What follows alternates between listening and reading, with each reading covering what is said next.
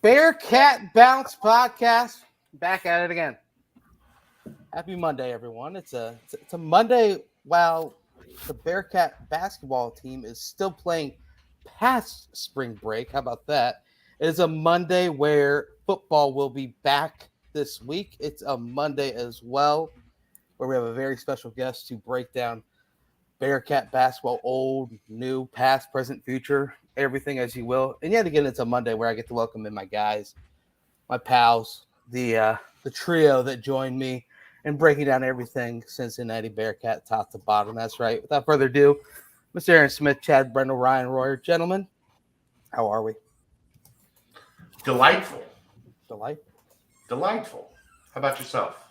You know, I'm digging this new little banner that we go ahead and took from the PTP, RIP PTP. Love you guys. They left it in the will. Oh, it's a good hand-me-down. That's for damn sure. But yeah, I'm good, Chad. Thanks for asking. Aaron, how are we? Doing all right. Just kicked it with the little one all day today. So excited to be around adults now. Okay. Well, welcome to So the adult. rated. It's kind of is, I agree. So Ryan, looking suave. How are we?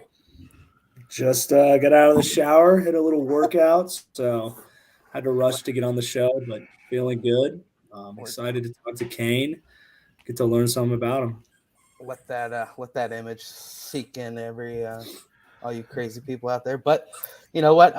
You're so weird. Sometimes You're so weird. Sometimes if you're having a rough day, there's nothing better than going home and taking an ice cold shower to get your mind right.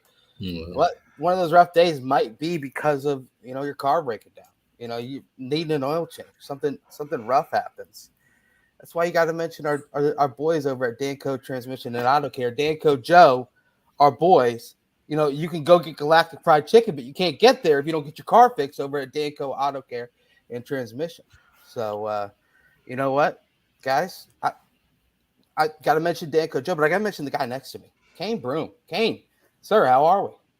Good, man. I can't complain. Get to do something I like to do every day. So I've been enjoying that.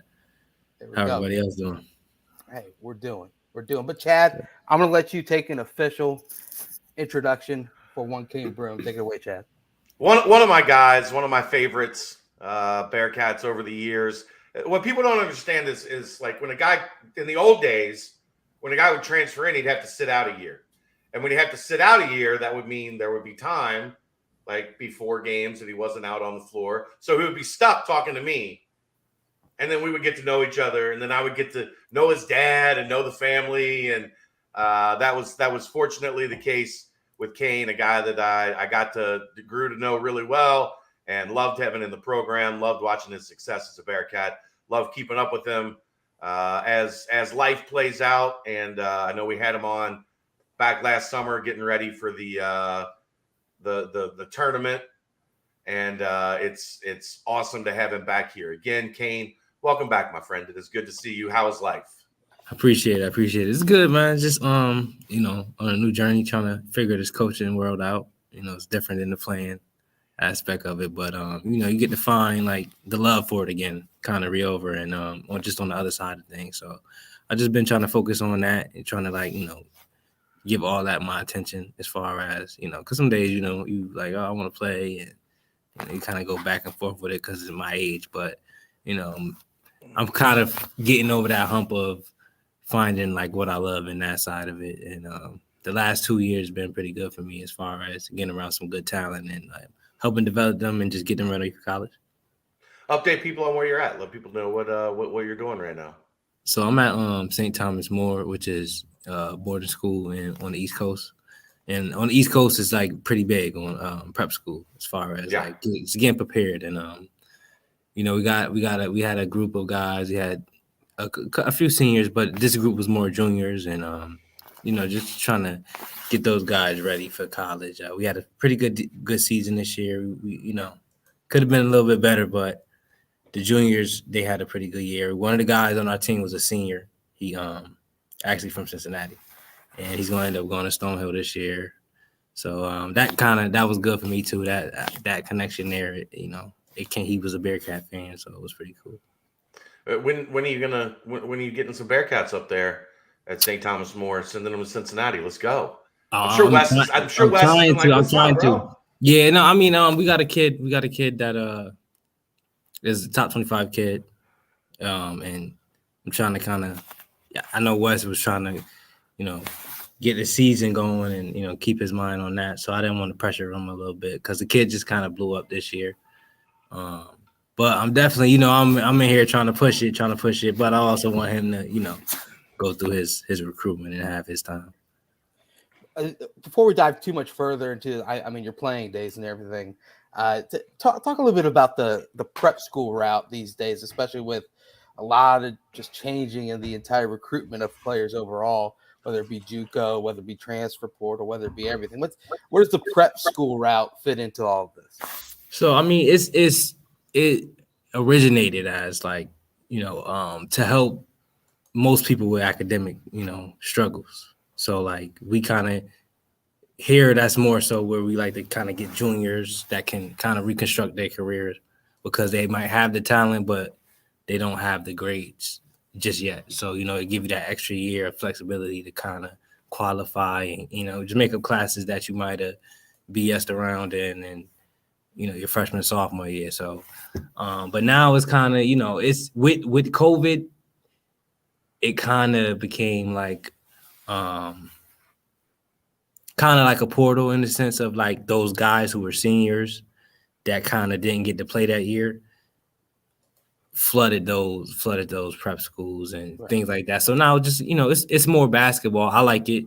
I think it gives a lot of kids more opportunities, because there's a lot of prep 1s, prep 2s. So now you might have a few Division 1s, Division 2s, Division 3s coming fish too. So it's pretty good. I like it. I like the prep school route. I think it's necessary for certain people, and just maybe your high school don't have the development that you need, like going into college because it might be a public school or whatnot. So it has the benefits in it. I got a question for you. I don't know if you've been watching much of the tournament. I don't know if you been watching much of the tournament. Ryan, Chad, I don't know if you guys have. There's a number 1 seed, the Purdue Boilermakers. They went down to old FDU, Coach Tobin. And I tell you what, FDU, Fairleigh Dickinson, however you say it. Kane, you've got a little history with FDU. Do you know what game in particular I might be mentioning? A game at FDU? Can you tell us what happened at FDU one time? I had a pretty good game. We won. I had 39, I think 6 assists maybe and 6 rebounds. Career high, 39 points against FDU. And I missed 7 free throws, I think. Did you? Yeah. Yeah, you were 4 of 7. Ooh, no.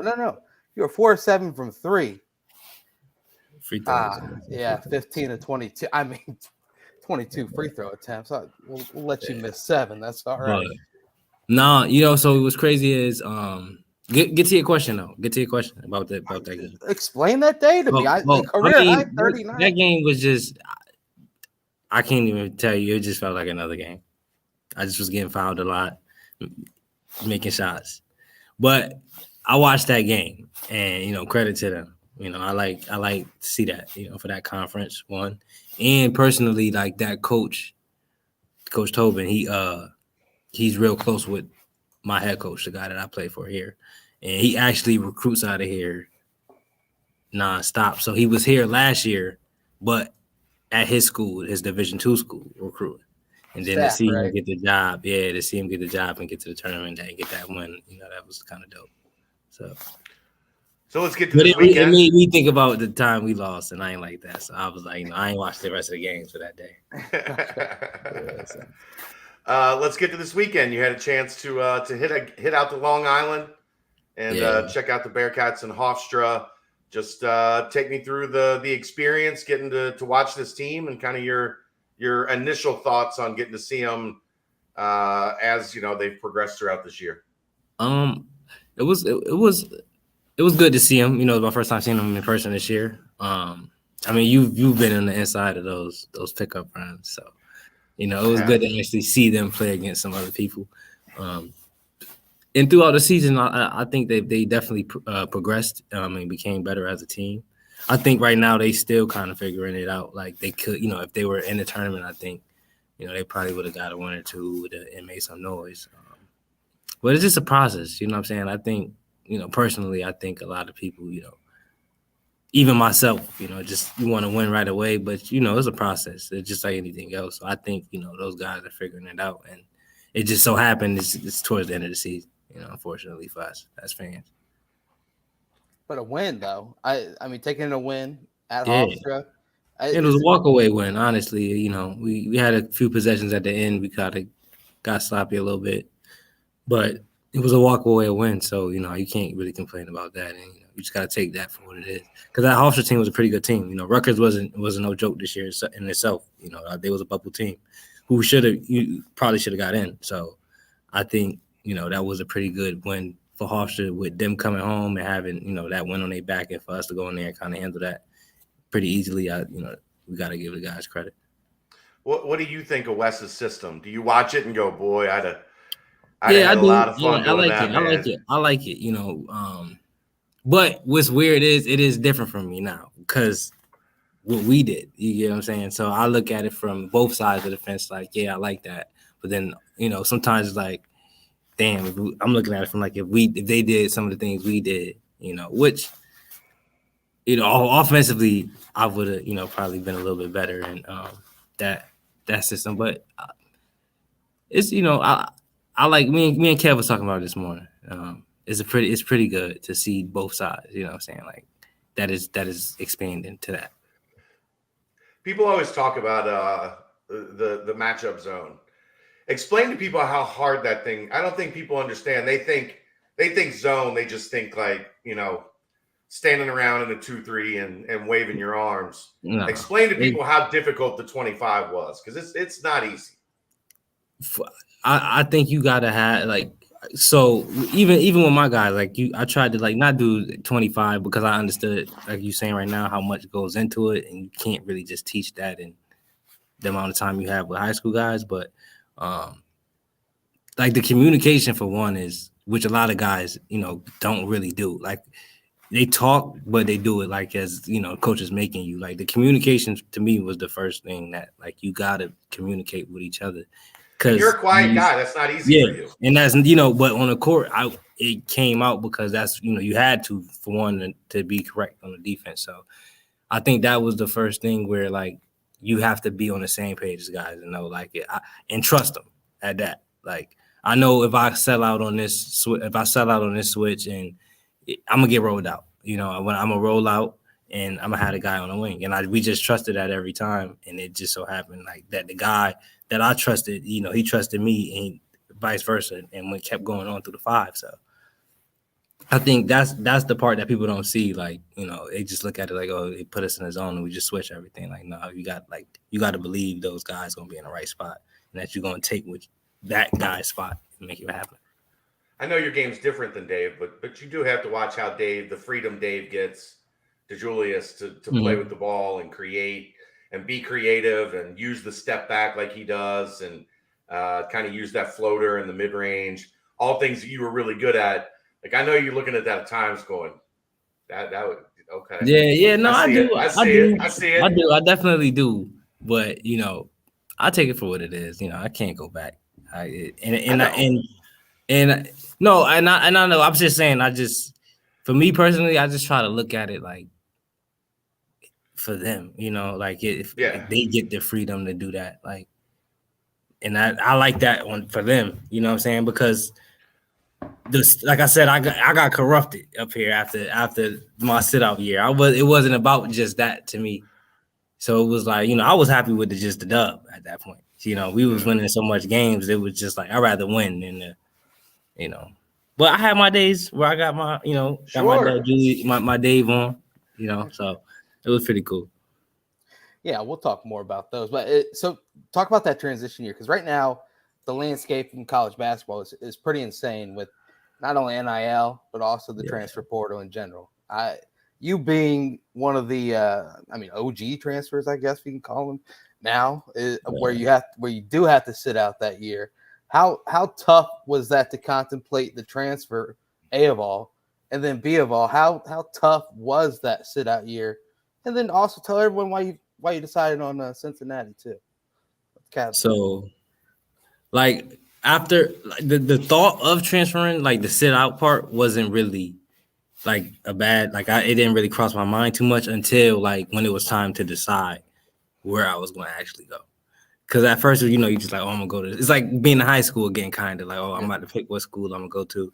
And then when it's like, all right, it's time to pick, I started to think, and this is when I got to Creighton and Cincinnati. To me, it was like comfort at that point because then it kicked in, like, okay, you're not playing this year, so like if you're just not on the road traveling all the time, not playing games, like, are you comfortable here? Like, do you want to be here?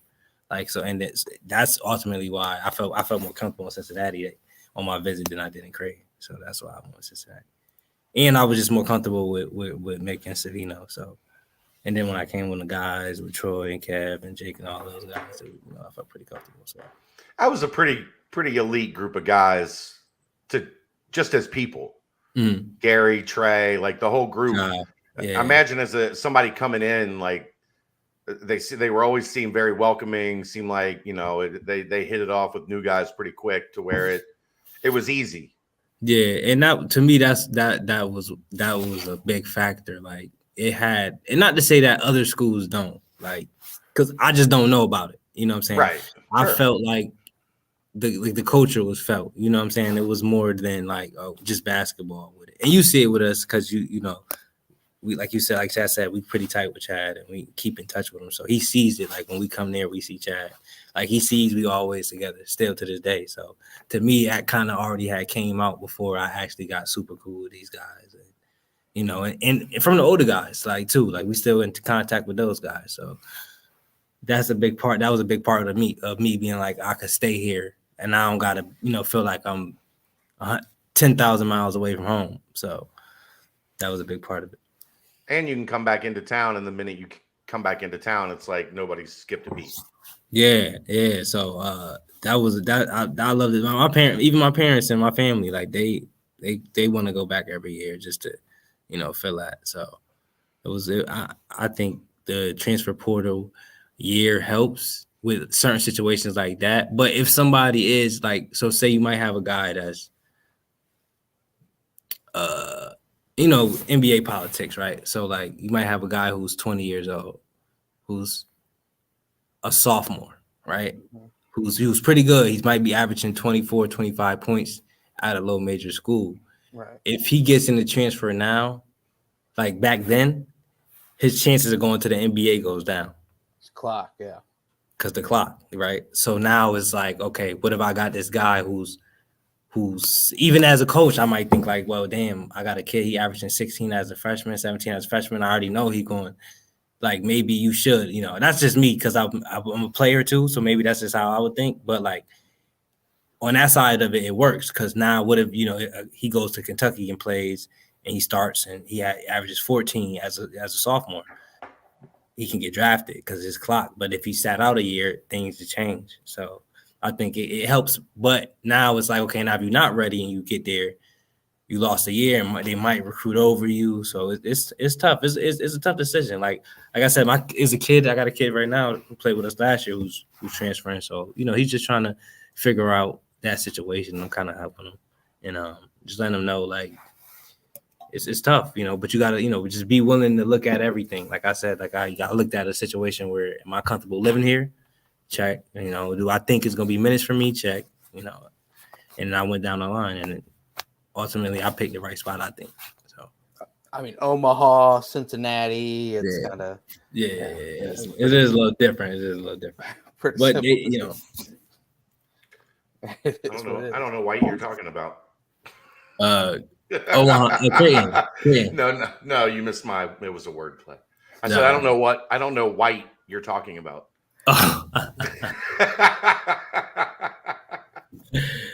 Go ahead, Brent. Go ahead. No, I just so that year that you were sitting out, though, that was a really good team, obviously.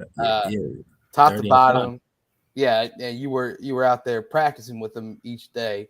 What were those practices like against, you've got your seniors and then you've got those youngsters that you could tell are like, okay, these underclassmen are getting ready to take off too.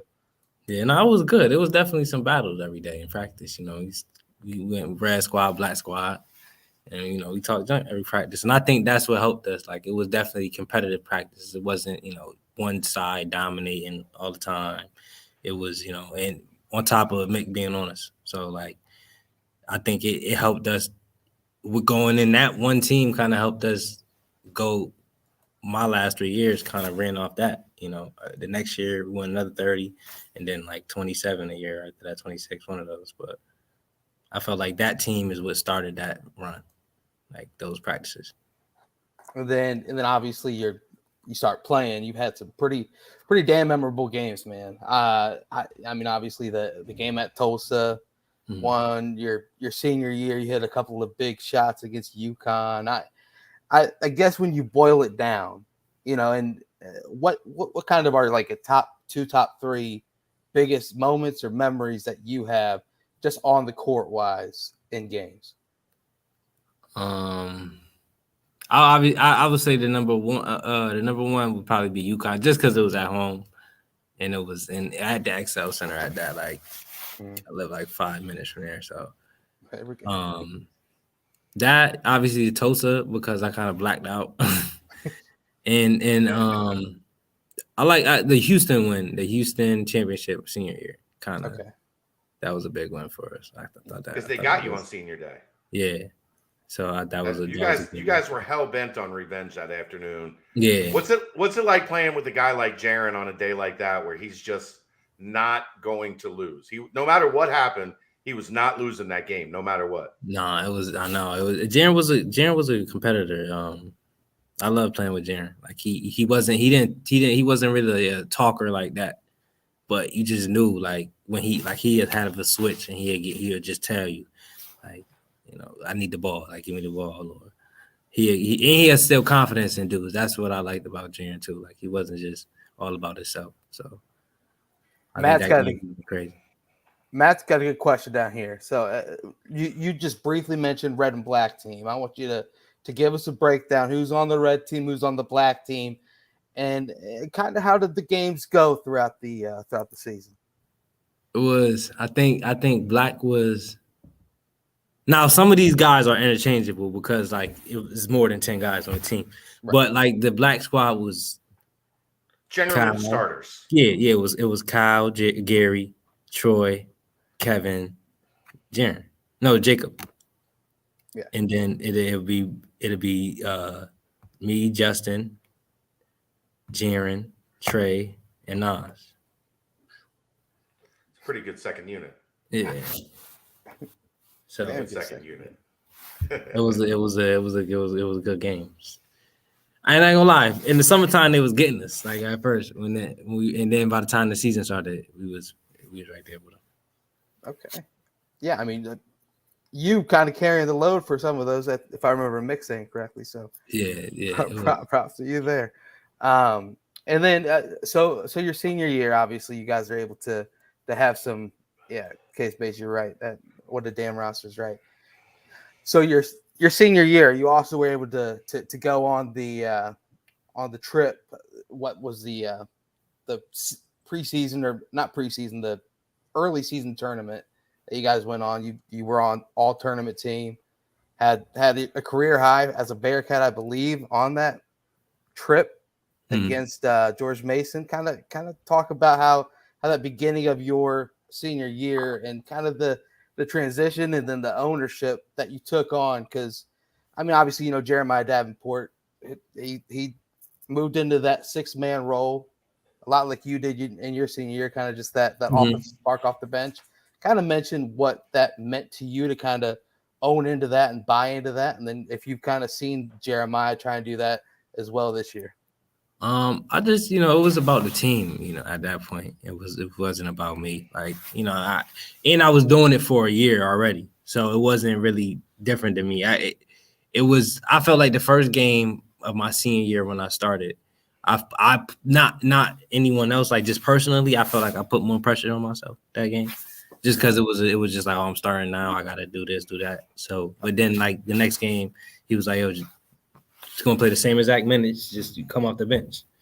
And for me, after that, I was just more comfortable with that because I've been doing that for a year. It was like I knew what I was doing as soon as I get in the game. So I think, it's definitely a transition that you don't want in the beginning, but once you learn like that doesn't define what you do in the game, then all bets is off, and you can be the guy that day. So knowing you though, it had to be pretty cool as a friend and a teammate to see the year that Justin had. Yeah, he was my roommate. He was my roommate too. One of the best 3-point shooting seasons in program history, and like as far as he came as a player to be the guy that he was the senior year, where he became this reliable, consistent, steady guy that was kind of the calming influence, and then you could come in and provide a spark, and you guys were kind of a two-headed monster. Yeah, no, I think I was genuinely happy for Justin. Like because most guys in his situation would have left. Like just being scared of competition. Not even knowing who I was. Right, like it would have been like, okay, I didn't play my freshman year really. I didn't play my sophomore year that much, and then you bring in another guard. Like most guys would have been like, that's probably my sign to get out of here. So for the fact that he stuck it through and he's seen the benefits of that, like. How can you not be happy for a guy like that? So, and plus on top of him, being a close friend, and not only a friend, I lived with him at, for my junior year. Like, I couldn't be no more happy than.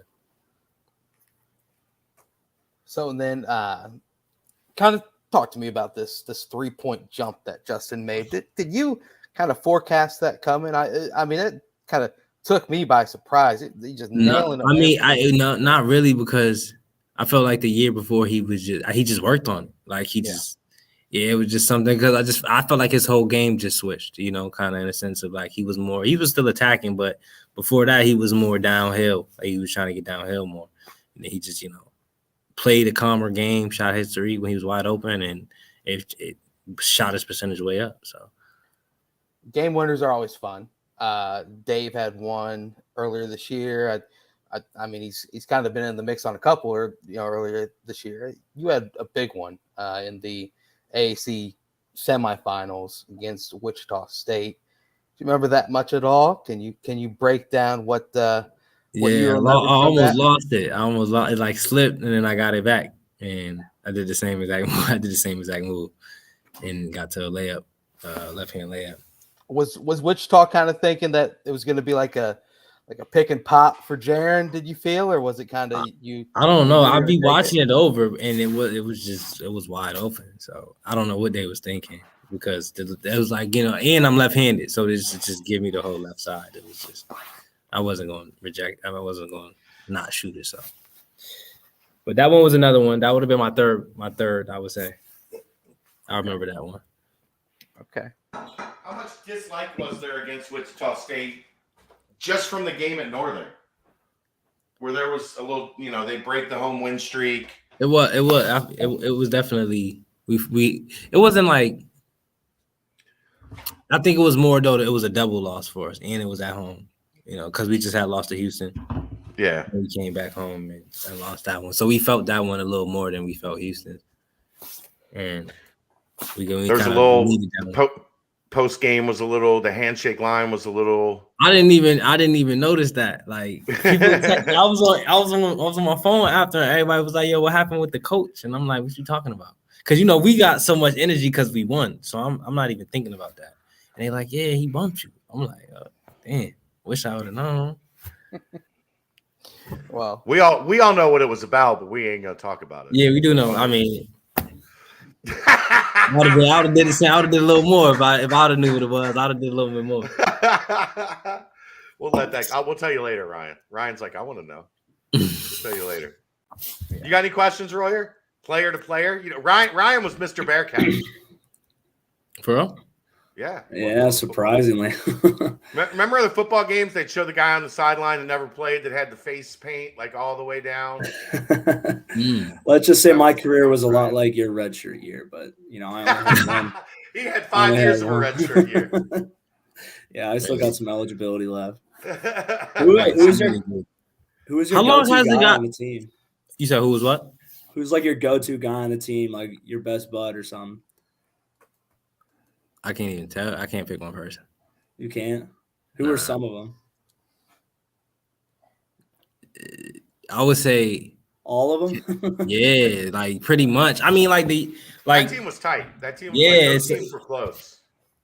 I'm like Gary, Trey, Jake, Troy, Cav, obviously. Yeah. Because Jaron Cumberland, Justin, I don't know, Jaren. he used to let his big fucking dog, he used to let it just shit all over the courtyard right in front of my apartment. And I would just come home and there'd be dog shit all over the You goddamn do got them ground. big ass dogs. Yeah. And You that do. thing would shit big too, man. And it would just be stinking up my apartment from the outside in. Yeah, But that's if you ever crazy. see him, you let him know that No, I'm gonna tell him. I'm gonna that tell I'm him. holding a grudge Fucked against up. him for life. You should have put it back on his porch. You should have picked it up. Put it on his porch. Yeah, that would have been good. Yeah, And yeah, you guys, he was pretty. That team was pretty close. That's probably the closest team. Like out of every basketball team I've ever been on, that was probably the closest team. Because even like the ones that came in after was pretty close. Like Mamadou and like he's still out. Mamadou's still in Cincinnati. Ellie, I talked to Logan the other day. So everybody's pretty tight still. good, man. It's a lot better to play on teams like that. Yeah, I mean, that's I what mean, I football- think that play a big part in winning. Like, if you don't enjoy each other, like you don't care. You don't care for everybody else's success. So like, Yeah. it's some type of hatred, even when it's not. Like you kind of just like, oh, it should have been me that scored 20. Like I felt like nobody on them teams was like that. Like, Yeah, that's good. Here's a comment for you, Ryan. Jaren's dog's shitting where Ryan's supposed to throw his dining room table. Yeah, we weren't doing all that damage at Corey, man. That was more when we moved out of there. But and then I guess, are you surprised at all seeing the success Mick has had at UCLA? I mean, no, because I know what he, he's serious about winning. He's serious about success. I don't think, and it's not even just like winning basketball. I think he tried to preach just like winning in life. So I think, it's his time. I think he had a lot of slack over the years, and he's just getting his just due now. So I hope you get him one this year. So Yeah. I'm going for those guys. I'm always With the way- pulling for him. With the way their injury situation's gone, he might be calling you. See if you can get a COVID year. I need one. I'll take it. Get my masters. So you mentioned that you played with Kyle, and Kyle had gone into coaching. You're in coaching now, and you've been kind of kicking back and forth the idea of, do I want to play? Do I want to coach? What do I want to do? How many conversations have you had with Kyle about that, as he knew that if he even picked up the ball, like he was going to want to play again? And just like, what are those conversations like with him, with DeMar? Are there anybody else that you're leaning into, either Bearcats or otherwise, as far as like coaching prowess goes? Well, the basketball part, like I do, like it don't really come up that often. Like I know I'm done. I could play though. Don't get that wrong. I could play, but like me, like my mental, like as far as wanting to play, like that's done for me. More of the situation I'm at right now is college or prep school, because I know like which I kind of know the prep school ranks already in like this area, and I like the development of that. It's not serious, you kind of could take your time with it. You're not on a timetable with the high school guys, because you don't got to win right away. It's more so for them. So I kind of like that aspect of it. So I just be kind of going back and forth with Kyle about like, how is it when he was with Wes and those guys, how was it at Loyola, like the tough, those type of things like that, just to pick his brain, like how late you staying up, chopping film, like just that type of stuff, just to make sure that's what I want to do. Okay. I don't know if you saw Senior Day or not, but DeJulius ends up kissing the Seapaw at half court. And Julius ends up kissing the Seapaw. I think we're having some lag issues. But so DeJulius ends up kissing the Seapaw at half court. And like, I don't know if that means anything to you, or any thoughts you have when you see a guy who went through what he went through in the 3 years that he was here. But just kind of curious to get your thoughts on that. Well, that's what he thinks. He hates it.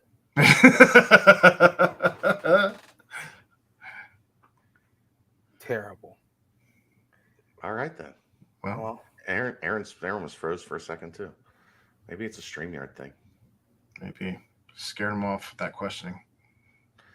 You sit out for 30 minutes, you pop in for 1 second, and you run the guy off. Where the hell did this guy come from? Yeah. Who's the guy in the background just thinks he can pop in and ask questions out of nowhere? You're back. What's up? No, I don't know if this is mine or is this just a site, but I feel like everybody is glitching a little bit. Are you? Did you catch the question, or do I need to ask it again?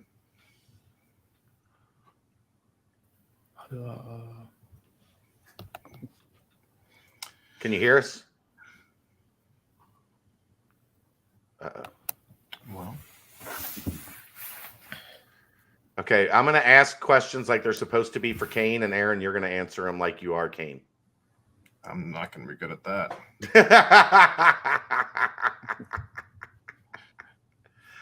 I will say, like, that was something that, like, genuinely, I've never seen a team like each other like those dudes liked each other. I like they even all got along. I like even at the shoot around that I've been to, where the guys have come back, like they're all still like hanging out the whole Best time. friends. They're all here, sleeping on floors, even like grown ass men sleeping on floors just to be around each other and all that. Like, that's a good question, Kane. When you guys all crash together, do you get a bed or do you have to sleep on the floor? Nope. Man, I tried. It went so well for 30 minutes. Pain.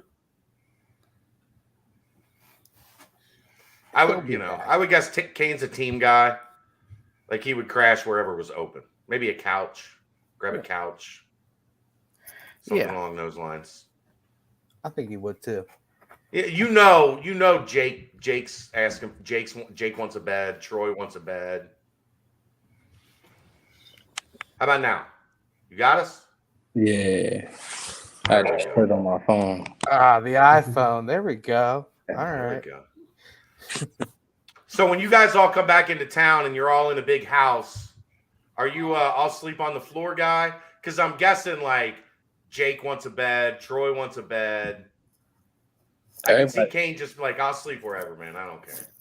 Nah, it'd be. I mean, yeah, if it's, but we're not gonna do that though.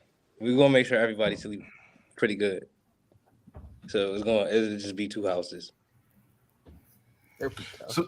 So the question I was trying to ask, on senior night, Julius ends up kissing the Seapaw at midcourt. I don't know if you caught that or not. And I think that. I just was curious as to what your thoughts were when you see him lean down, kiss the Seapaw, and like knowing what he went through over the course of his 3 years at Cincinnati, just like what you think that process was like for him as somebody who also transferred in. Man, we're not getting through this question. Are we good? Did you hear any of that? We lost him again. Damn. Maybe the third time will be a charm. Maybe the third time you ask the same question, we'll get it through. I think it was great, Aaron. Like, you know, to see a guy like that have that much compassion for the university. You know, maybe kissing the Seapaw on senior day is going to be a thing. Like I thought it was good. Let's try it again, third time. Your thoughts on kissing the Seapaw as a senior?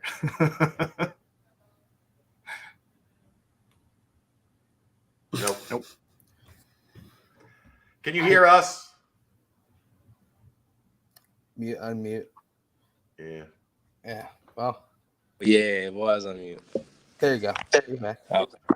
Yeah, I don't know what's going on, but no, I think I like that. You know, I think he went through a lot. I think he was good for the program, and he was a guy that was, you know, kind of trying to help the community in itself. So I think, you know, the fans should support him forever. I think he helped us at a time where a lot of people would have left and did leave. He stuck it out, and he reaping the benefits of having a great career here at Cincinnati. I think he get top 5 in assists. He's fourth right now by 1. He's 2 assists from moving into third solo, and I think he's 12 away from second all time, passing Oscar's second year. Yeah, see, like, you know, That only happened to people that deserve that. So I think, him putting that time in and just sacrificing his career for the betterment of the program, I think, he gonna reap the benefits of that now and later. So Looking at the record book, like if you pass Oscar in anything, you did something.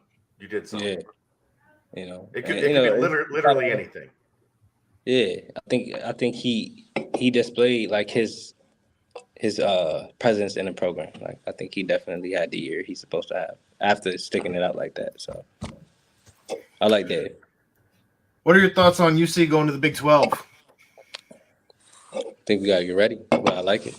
Obviously, I want us to go to the best conference ever, but I think we do gotta fill in some gaps and just because that league is a tough league, like a very physical league. So we just got to be ready for that aspect of it, and just display our toughness and our scoring ability. I think the way our offense is built, we could go in there and disrupt some teams. Do you feel better about it after seeing them this weekend in person? Yeah, I mean because I like the free flow, like you said. I like to let guys loose. Now we got to defend a little bit better. I think we got to be a little bit tougher on offense as far as like on drives and things like that. But that's what's going to come with being in that league. Once you get to learn how they play and what to do and what not to do, like I think we'll be pretty fine in there. I'm not as nervous as everybody else is on Twitter saying we're going to be, it's going to be a tough year. I don't think it is. I think you're going to be ready going into that. You must not follow me on Twitter. Brent's the most positive guy on the planet. I'm saying for the ones that, just always negative about things. Yeah. Right. I get along great with all of them. I mean, I understand it. But at the same time, it's like it's not realistic. You got to change. Are you familiar at all with Day Thomas? With who? Day? Yeah, junior college point guard. Yeah. So, how does he compare to Kane Broome? As far as what? is he's not better than Kane Broome? Or you're not gonna. I mean, he's. I want to say anybody better than me. I don't want to say LeBron James is better than me. Even though he is, you won't catch me saying I would never say those words. Like, okay. Just if somebody asked me that. So, I mean, I think he's good though. Yeah. Good building block piece to have going into the Big 12 then. Yeah. No, I think he's good. And the other young guys that they got coming in. Jizzle, and Rayvon. I think those guys are gonna help us. And obviously Nolly can come back, right? So I think if Nolly decides to come back with those young guys, I think we got something on in there. We can hold our own. And that's a league where like you can get bumped around a little bit and still make it. So yeah, I mean you don't have to be perfect. Yeah, at all. Virginia this year. Yeah, as I'm saying, you don't got to be close to perfect. So, and that benefits us because I felt like even this year, like if we was in a situation like that where we can have a few bumps early on in conference and then play our way out of it, we would have been a good team for that league this year. This team. So we kind of glossed over Mick real fast. 2-part question. Favorite Mick story that you can tell us on air. We can go off air if needed. And then do you see any similarities or heavy differences or anything like that comparing Mick to Wes, just the coaching style or whatnot? We don't have to get too deep into it because that'll drive the board wild. But just kind of favorite story and then what you see in Wes in comparison. Yeah, all my Mick stories I got it. I'm not gonna say it offline. Okay. Because it's fun. It's funny, but like I don't, it's kind of in-house. Locker room stuff. Yeah, just locker room stuff. So, but Wes, I think the passion is the number one thing I would say that I can compare. It's displayed differently, but you could just see it throughout the game. Like, different coaches have different ways of displaying that, but I say that they both got a lot of passion and they want to win. I could see that Wes want to win, like in all his actions. So I would say that's the one thing that I see that they both got. How have the interactions gone with you and Wes? Were you able to kind of catch up with him when he first got the job, when he was trying to reach out to all the previous players and whatnot? I talk, me and him text here and there. We all went out to dinner when he first got the job last year.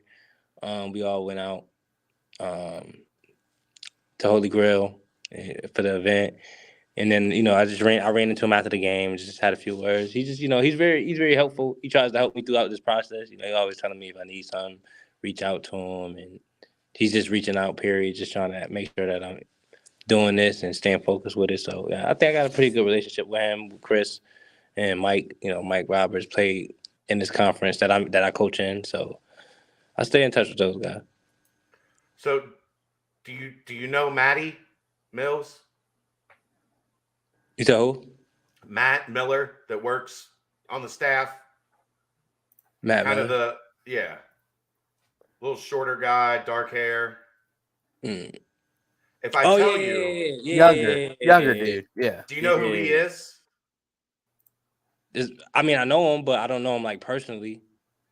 Do you remember when you were in school, the younger kid that used to sit on the court with like the bigger afro? That's him. Really? You know Greg and Steve, right? Yeah. That's Greg's son, Matt. Oh, shit. Remember Matt? Yeah. Greg's son? That's Matt. Yeah. Damn. It don't look anything like him from when he was little, does it? But that happened to me before though, because my first coach, when I left, like I coached his son last year, and I went to a game, and I was like out of Sacred. Remember what I said? I was at a Sacred Heart. I coached his son last year here. I was at a Sacred Heart game, and he was on the bench, and I was like, I seen his mom in the crowd, so I'm like, and their daughter, I'm like, yo, where's Luke? And they're like, oh, he's right there, and pointing to the bench, the Sacred Heart bench, at the game. And I'm like, he looks like he's in college. It happens fast, bro. It happens fast. 3-4 years, their whole face has changed. What kind of vibe did you get from the team being around them a little bit up there? I ain't gonna lie to you. I didn't go in the back. I was talking to Terry and those guys. Big Troy was there, so I was with those guys, and then I waited for Big Troy, old Troy, old Troy. Then they came out after, and I spoke with Wes and those guys before I left. You think how important do you think it is for them to finish this run of the NIT? Win on Wednesday night, head to Vegas, and kind of see what happens for the future, especially. I think it's big. I think it's big just to show the fight that they have. You know what I'm saying? That they're trying to get this on the right track. I think people aren't as grateful of the NIT as they should be. You know what I'm saying? Like it's not a we don't want that. Obviously we want NCAA, but it shows some type of accomplishment. You know what I'm saying? Everybody don't get picked to go to the NIT, or some guys playing in the CBI. So I think winning that shows. The other guys around the corner, they won it last year, and you see where they at now. So did that help them? Did that help the guys that returned? Yeah. So I look at it like that. Like, can it help us? Yeah, I think so. Say absolutely. So NIL.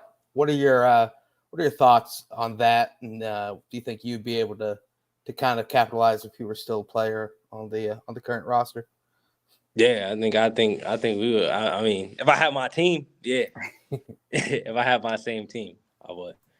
But I think it's good. I don't know. I personally don't know too much.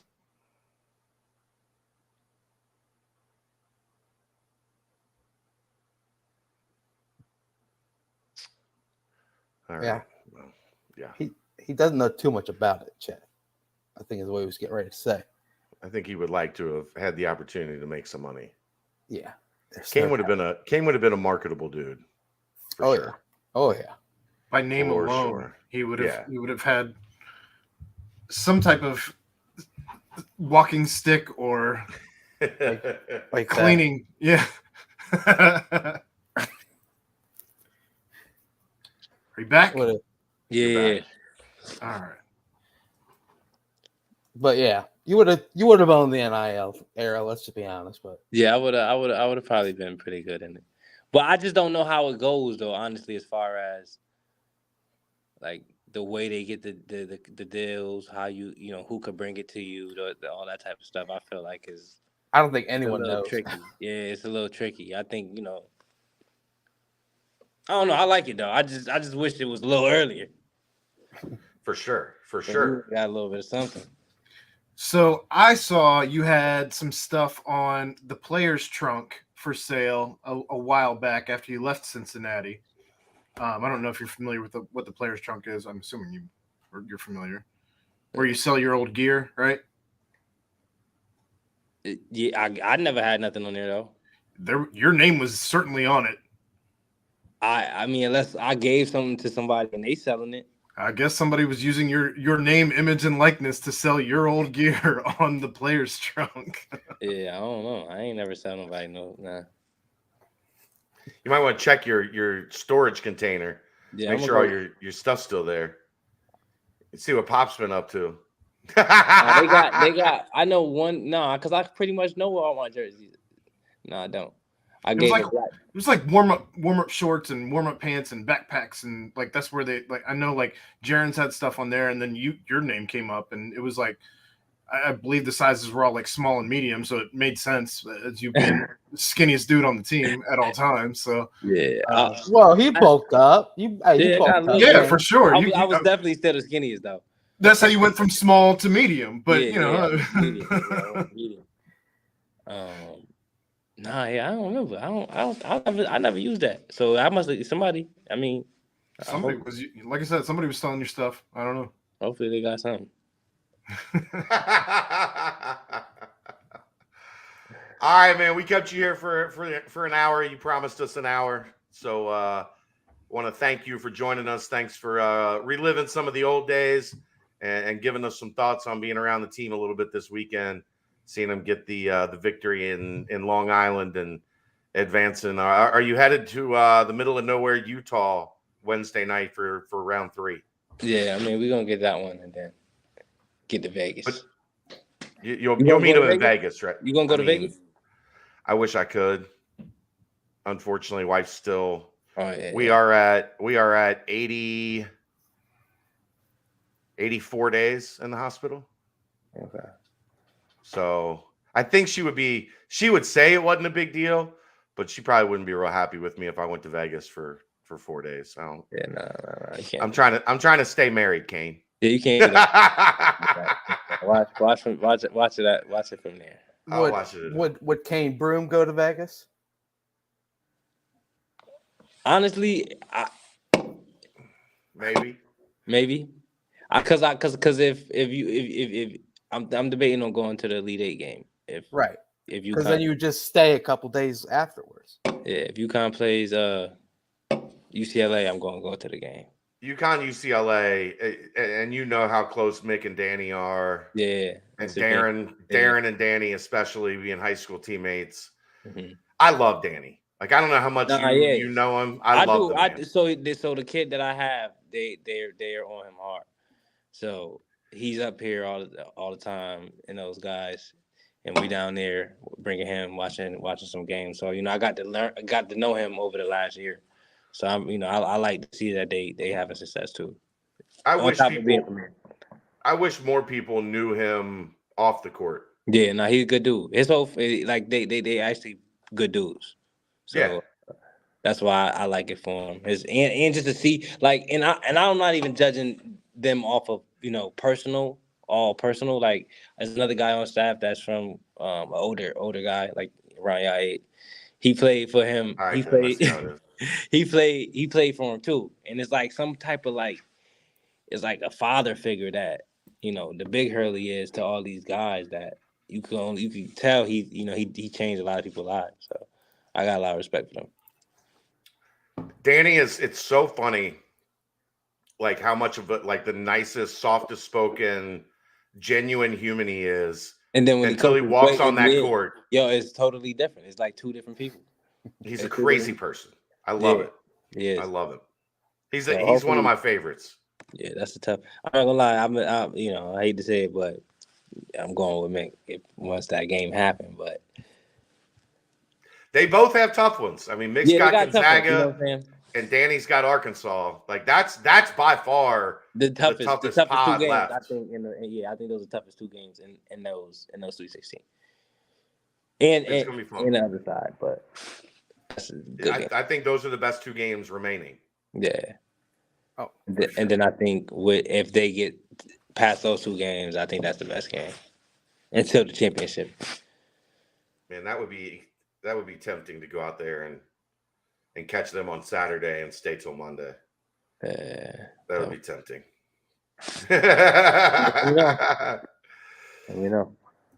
I would get in way too much trouble. I wish.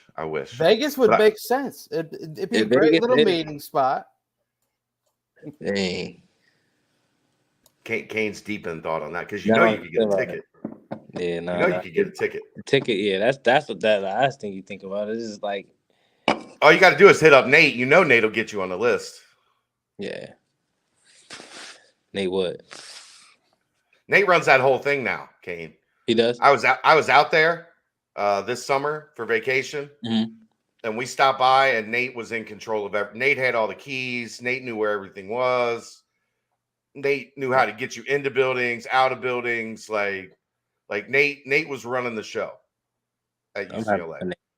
That's not a surprise. Not a surprise. Nah, he was like he was good. When he was with us, he was good. And he was like 21. He was like, yeah, he was like, if that. I don't even think he was 21. I think he was like 20, 19.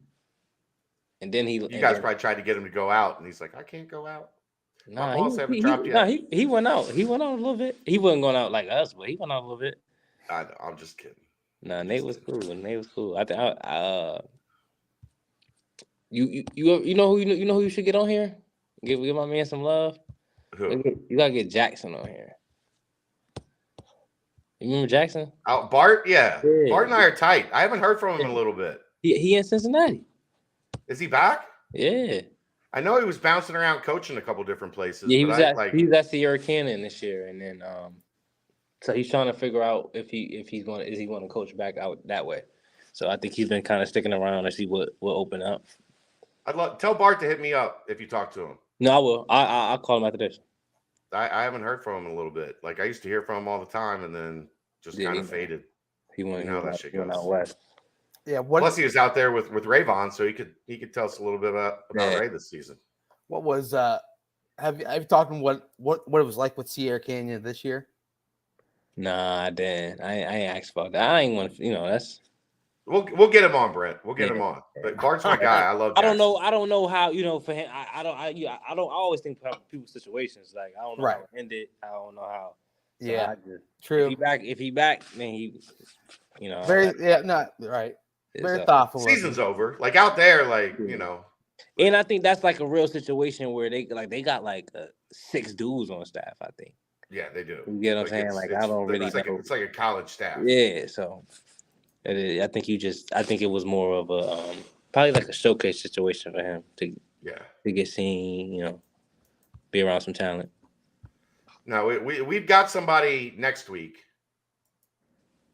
for the show, but we'll get Bart here in a couple weeks for sure. Just tell him he's got my number. Just tell him to hit me up. No. All right, appreciate you, brother. It's been great catching up. Appreciate Nothing but love. I love seeing you around. I can't wait to get you back. You'll be back, I'm sure, this summer. And we'll be back first week in July. All right, I'll see you then. Thanks, Kane. Appreciate you, man. Thanks, Kane. All right. Best of luck, Kane. Peace out. See you, Kane. There you go. The man, Kane Broome. Fan favorite. Everybody loved Kane. Like he just had such a positive energy, personality. You could tell he had fun playing the game. Smiled a lot. He smiled a lot. Like you appreciate guys like that. Guys that can work hard and do that, but still like bring the joy to it. I love Kane. One of my favorites all time for sure. So thanks to him for jumping on, and we'll get back with him. We'll chop it up in the summer. I'm sure we'll have another player panel when those guys come back in for the TBT.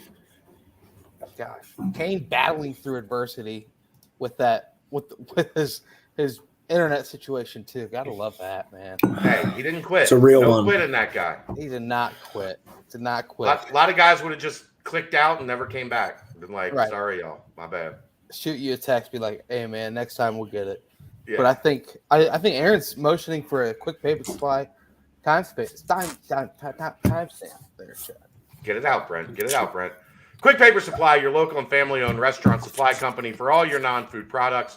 Quick Paper services over 150 restaurants with weekly, low minimum next-day deliveries, providing a wide range of food service products from to-go containers, cups, custom printed products, eco-friendly, and much more.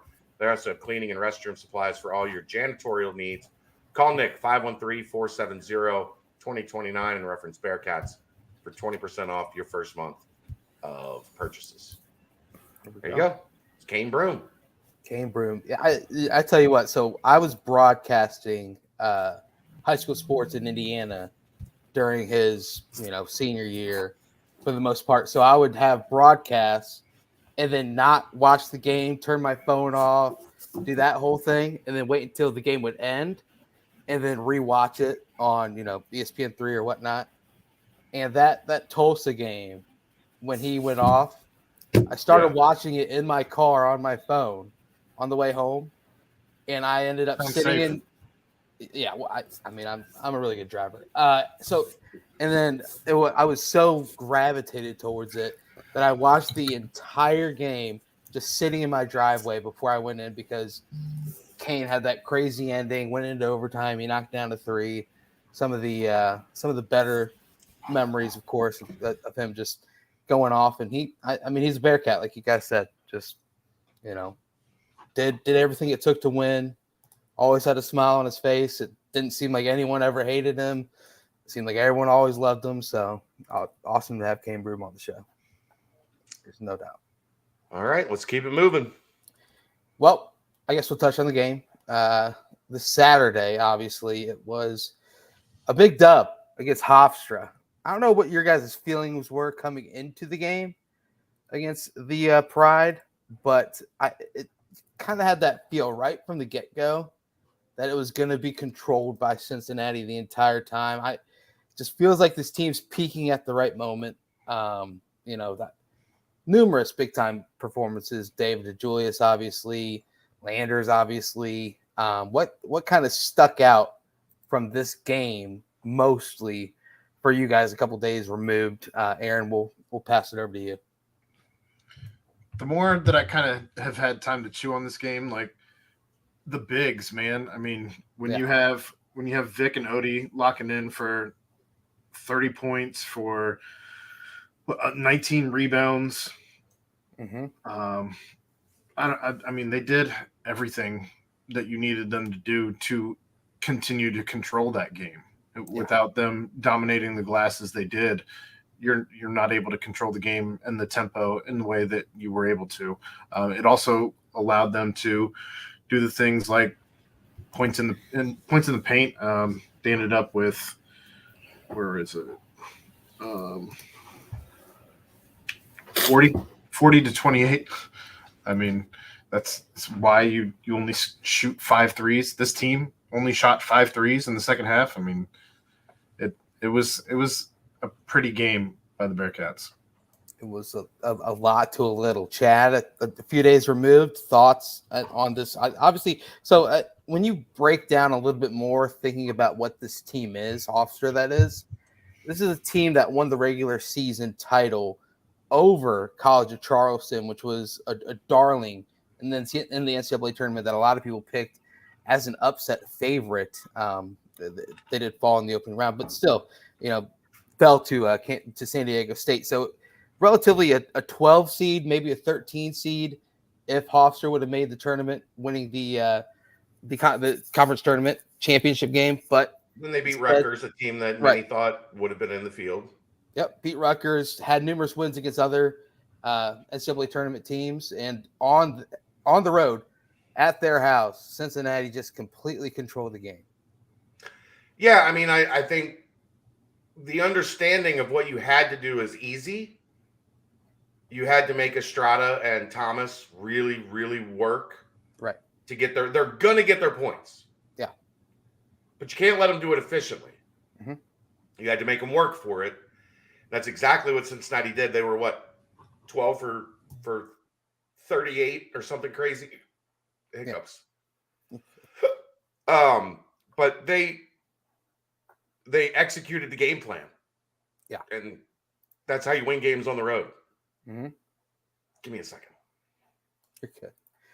That is how you win games on the road. I mean, it's executing a game plan, defense, coming out there and doing what you need to do, like Chad was starting to say. I think he's, in order to get rid of those hiccups, he's going to have to teach us all his secret that he does. But, I mean, Aaron Estrada, 7 of 24. Tyler Thomas, 5 of 14. Those are just abysmal shooting numbers. And those are two players that Chad was mentioning really lit it up for the entire season. I think the key in situations like that, and it's going to be critical again Wednesday, because they have another kind of three-headed monster at guard that can really hurt you at Utah Valley. You can't let them get comfortable early. Right. Like, you have to kind of get in their head early that this is going to be work, that this is going to be tough, that I'm not going to be able to just get to my spot, rise up, and shoot. And that's what they did with both of those guys. Like, it was the opposite of Virginia Tech, because honestly, if Virginia Tech would have made a reasonable percentage of their open shots, that would have been a much different game. Virginia Tech had open shots. I didn't think Cincinnati was all that. Like, sometimes teams can shoot poorly and you didn't have a lot to do with it. Yeah. I didn't think Cincinnati had a lot to do with Virginia Tech shooting poorly. I thought they had a lot to do, and especially in the second half, kind of making them uncomfortable. It started with Estrada, because Thomas did get some clean looks early, and had 2 or 3 threes at halftime. Mm-hmm. But then he never found that rhythm again in the second half, and I think a lot of that was because they had frustrated Estrada to the point. Sometimes guys like that, when you get in their head a little bit, they're forcing it, and he forced it to the point that he probably should have got Estrada and 55. The dude with the long weird name. He probably should have got them more shots. Right. But he was trying to get himself going. He was trying to get cooking, and the fire never lit. Like, he was out of propane. Yep. The fire never lit. Dubar. Yeah, Dubar. That's what it was.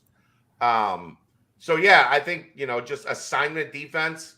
Ryan, you go on the road, the most important thing is playing to the scouting report, because that's what you have. If the other team, and I would say, like, the ECU that one year comes to mind, where you guys played to the scouting report, Holton Ahlers just lost his damn mind. But if you stick to it and you do what you're supposed to do, and you play scouting report defense, and you execute what the coaching staff has drawn up, more often than not, you're going to win the game. Yeah, I agree. Good take. But always, in-game adjustments are always so big too. Sure. I mean, they made great adjustments at halftime, because it was close. And then you looked up and Cincinnati kept doing this, and Hofstra could never squeeze the accordion. Yeah, it's a good combination between knowing your scouting report and then adjusting on the fly and, kind of choking them out.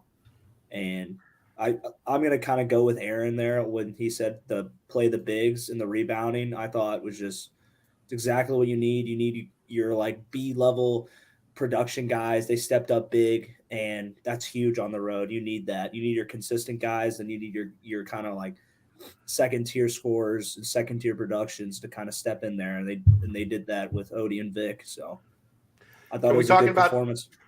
Can we talk about another great adjustment the staff has made as the season has gone on? They're not living and dying by the three anymore.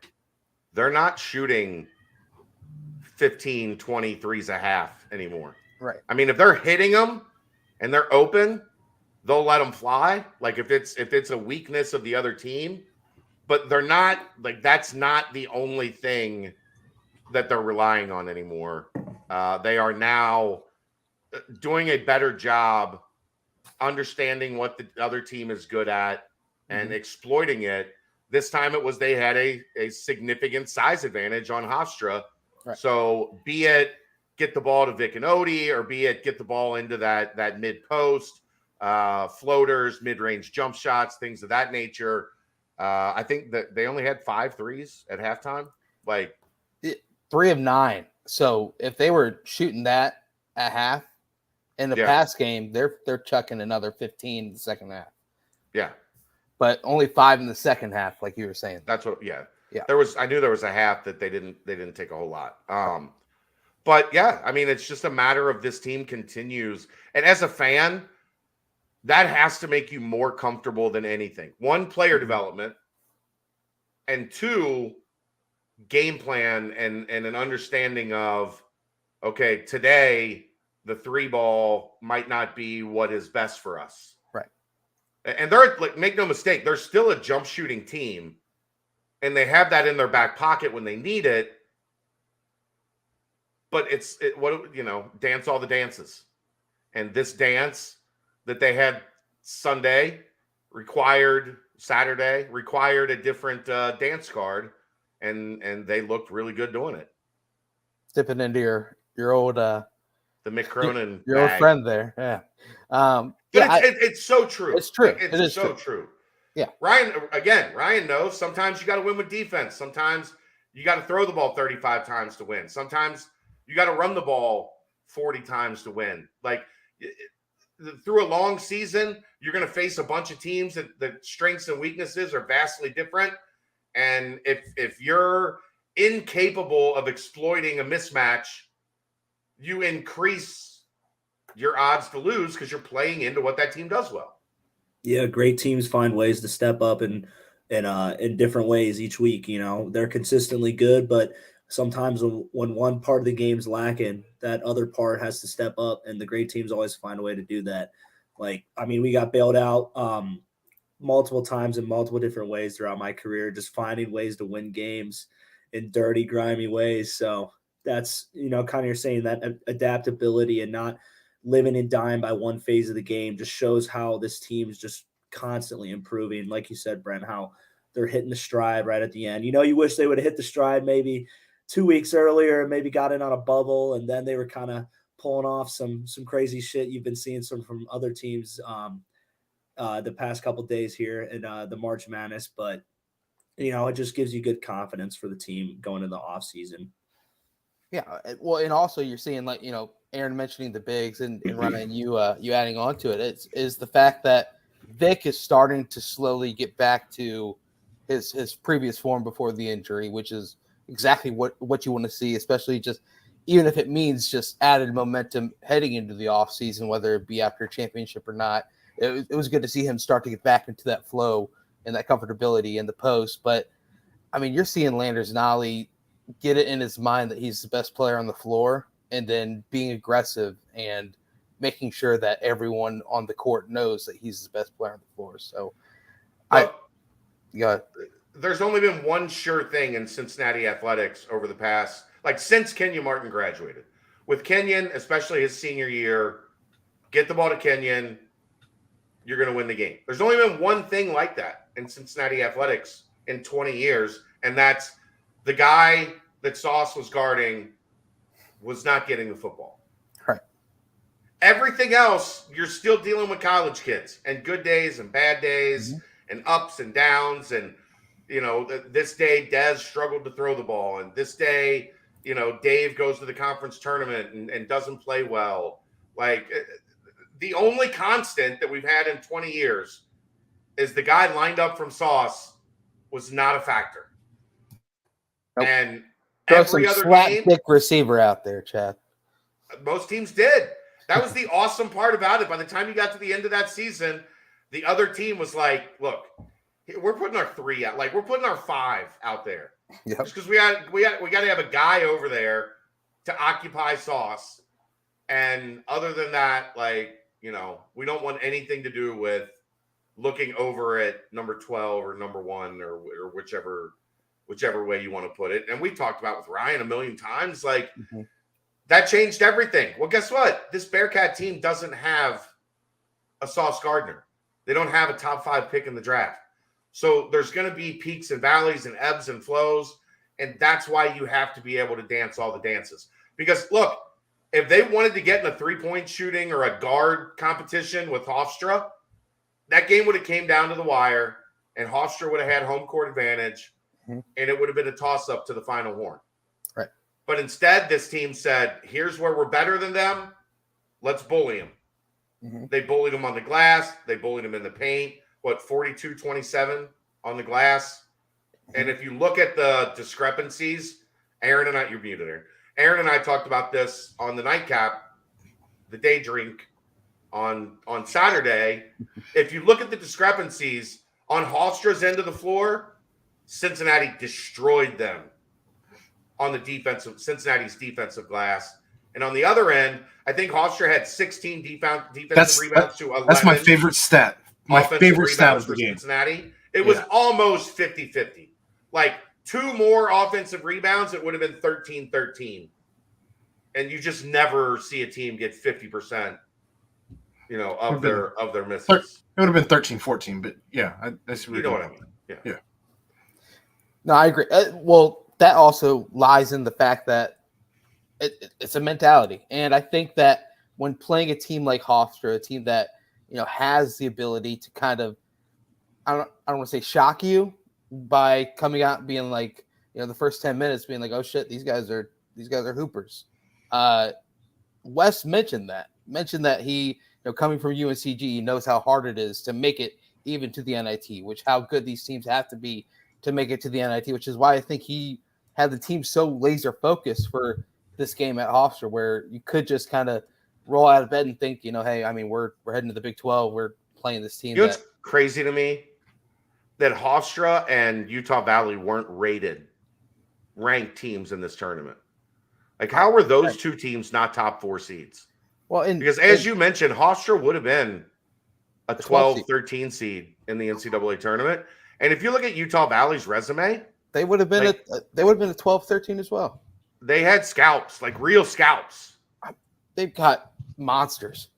They played 6'9", 7 foot in the post with 3 6'4" guards with a legit shot blocker. Oh, that guy's top 25 block percentage in the country. He's only a sophomore. Aziz Bendiago, I think.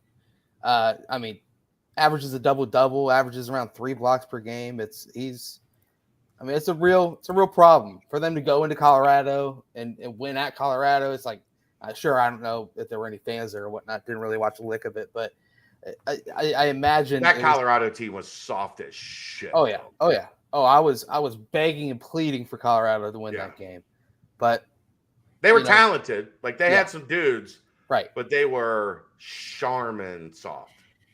Yeah. Well, and that's the thing about this Utah Valley team is that it's not a bunch of transfers from bigger schools. It's guys. It's program guys that have been there. I think their leading scorer or their third leading scorer. They have 3 guys who average 13 points, between 13.7 and 13.9. Boom, boom, boom, one right after the other. So their third leading scorer, who is 0.2 points out of the lead for leading scorer, that's the only guy that transferred in. He's, it's a transfer from he was at UNLV for his first year and then spent 4 years at Utah Valley. So it's they're program guys, JUCO transfers, guys that come in and they learn under Coach Mark Madsen and they figure out how to play gritty and it's gonna be a tough game. I mean, they are defensively sound. It's gonna be physical. It's gonna be at. Do you guys have any idea where Utah Valley is? I've never even heard. Utah. I've never even heard of this city. Orem. Orem. It's about 20 miles outside of Provo. Orem, Utah. I mean, it looks like it's a beautiful place, but yeah, right. Yep, like Chad said, outside of Provo, right there on Utah Lake. Beautiful, but it's gonna be a tough game, and it's one where Kane Broome yet again has the Bearcats as 2-point dogs in this one, so you're gonna have to strap up and go out there and try and, I guess, pull off another upset, if you will. I think Vegas came out with a pick'em for the game, so here we are. Well, Hofstra, they were favored, right, by 1.5. Yeah, but on Kane Broome, they were 1-point dogs on against Hofstra. So, where's Orem? In between Salt Lake, yeah. right here. Here's Provo. Here's Orem. Here's Salt Lake City. For those listening on the podcast, this does nothing for them. But for those watching along with us on YouTube, I pulled up a map. It's just north of Provo on Utah Lake, if you're familiar with beautiful Utah. And the thing about the WAC, the conference that they were in, is the fact that, not only obviously Grand Canyon went on a big run, and I believe they're like the 5 seed in their conference tournament to win it. But then the number 1 seed, who was Utah Valley, and the number 2 seed in that tournament was Sam Houston. And both of those teams are playing in the NIT. Just speaks to kind of how good of a conference that was throughout the year. So, it'll be another one of those where Wes will have the team ready because he knows how much they're going to want to get up for this game as well. I mean, they beat Oregon at Oregon earlier in the year. Some good wins on the resume. And then, of course, coming off a 12-point win against Colorado at Colorado. And also they took down Richard Pitino in New Mexico in round 1. So shouldn't be another easy one. It'll be another toughie. So we'll see what happens. Wes has these boys cooking. Yeah, I mean, it's, I'm sure getting a little long in the tooth, getting this far into the season. Guys are beat up. Vic's playing beat up. Everybody's fighting through it. Ryan can attest, even as a special teamer and whatever, by the time you get to the postseason and you continue grinding, everybody's body is a little beat up for sure. But no, you're exactly right. I mean, no matter how many minutes you're playing a game, I mean, just the wear and tear of the season mentally, that's such a big play too. Some people just look over when just having to lock in and day out. It just takes a toll on your body. It makes your central nervous system just feel shot. So you might not even be running around or doing a bunch of physical activity, but you're just going to be tired. And that's just the way it goes. But just seeing the boys click at this kind of rate this deep into the season just shows that they really do have a good squad and they got a really good coaching staff. It's just, that consistency thing, but it's good to see it finally starting to click. I agree. Phyllis asked in the chat, will the altitude be a problem, like something with BYU will have to deal with? Are the Bearcats already headed there? I will say I just looked up on Wikipedia. The average elevation in Orem is 4,756 feet. So almost a mile high. Just about. 5,000 is a mile, right? 5,000 feet. 5,280. Yeah, 5,280. That's Correct. And you're going to walk every last step of them. We are the Titans. Yeah. When So are they headed there? I would guess tomorrow. Like I don't know how you could have arranged travel from yesterday, because you didn't know if you were going to Boulder, Colorado, or if you were going to Utah. Like I would guess that all got worked out today. My guess would be probably tomorrow, as early as they can get out of town, they'll get out of town. Okay. So 9 p.m. tip off on Wednesday. The last tip off of the Elite 8 in the NIT. Like Kane said, man, you don't want to be in the NIT, but if you're in it, you got to respect it and you got to go out and win it. So the last team in the Elite 8, chance to go to the Final Four in Las Vegas. Aaron will be there. Kathy says, hey, Royer, in Hicks Combine interview, he said you were the funniest guy on the team. Thoughts? He ain't wrong. Why do you think he's here, Kathy? Why do you think he's here? We went and got the funniest guy on the team. Well, thank you, Hicks. I appreciate it. You were always a good sport. You're always giving good content ideas for me, whether that be to torture your fellow DBs or just anyone in the locker room. So I appreciate the shout out. One of these days, you're going to start pulling some former players as guests on this show. Yeah, I know. You just let me know when you want to guess. Always, except next week. We got a guy for next week. All right. He might be Italian. Brian, just text me. Say Brian, again. Just text me. We'll set it all up, Brian. Okay, cool. Just text me Catching when up you what want to I'm- have somebody on. We'll set it all up. I got you. Brent, Thanks, you picking Aaron. up what I'm throwing down? He might be Come Italian. on. I know Oh, Nico Pellizzeri. oh, He might. Yeah. He might be beginning the continuing to carry on the tradition of the first floor employee I being like a regular here on this very show. I like it. It happens next Monday night. I love it. So Roy, you're going to have to go down there and get a lift in, build some camaraderie. So when he comes on, you got some juice with him. Oh, I'd love to.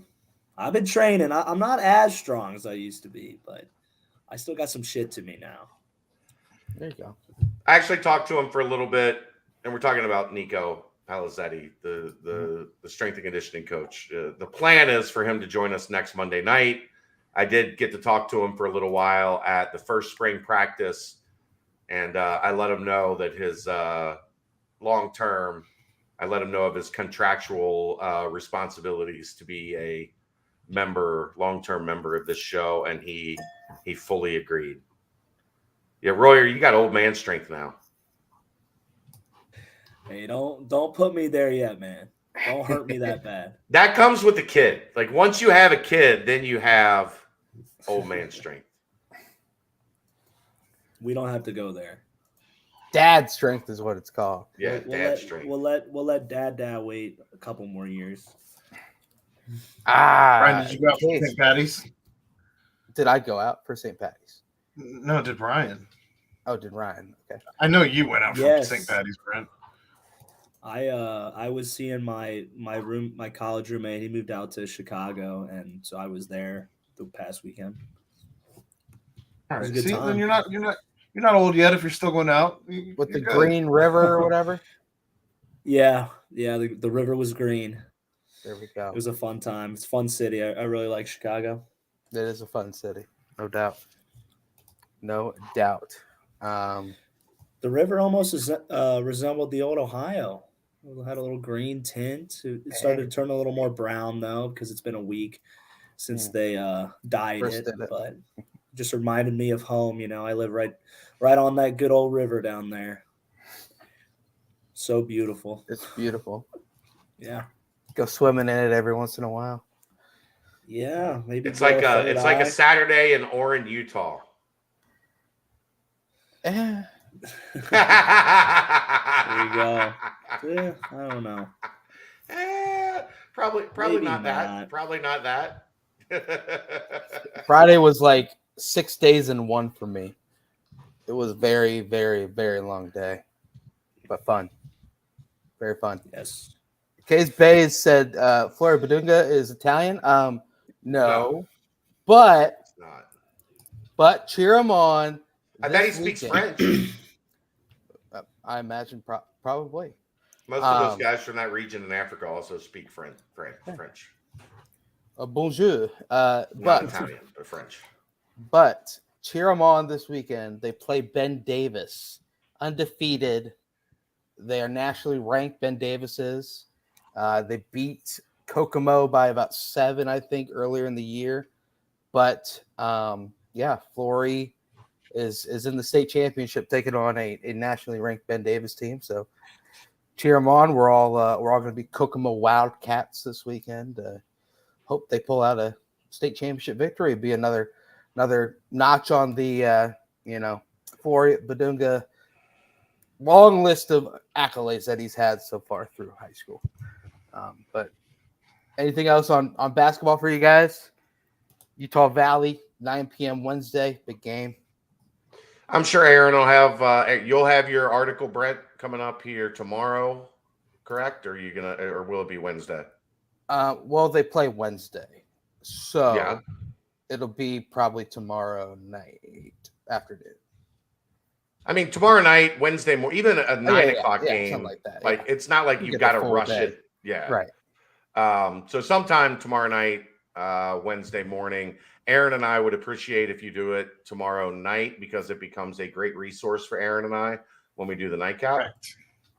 Plenty of shout outs on the Brent article. I don't know diddly poo about these teams until I dive in a little bit on them. So I know. I'm just saying we are these able guys to promote your article in the nightcap. these guys are tall.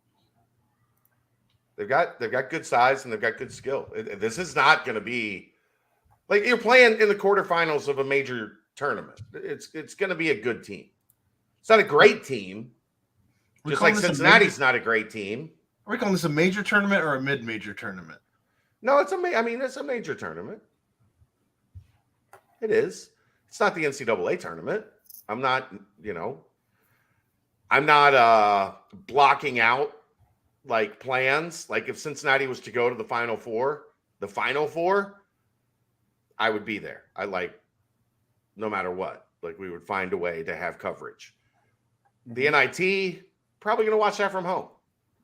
Like I think that's if Cincinnati was playing in the Sweet 16 or the Elite 8, there's a good chance I would figure out a way for Bearcat Journal to be there. As it stands, we're going to watch it all from home and content from home. So that's it's one of the major differences. Although Vegas is pretty enticing. It's very enticing, and if Kelly was good, I would be going to Vegas more for going to Vegas than going to Vegas to cover the NIT. I'd be going to Vegas to play roulette and not going to Vegas to cover the JV tournament. But it is what it is. Do we want to get to this Eric question here before we timestamp? How is it that Mick couldn't get out of the second weekend of the tournament here in Cincinnati, and he's done it the last 3 years at UCLA? A couple things. One, he's got a more talented roster at UCLA than he's had here at Cincinnati.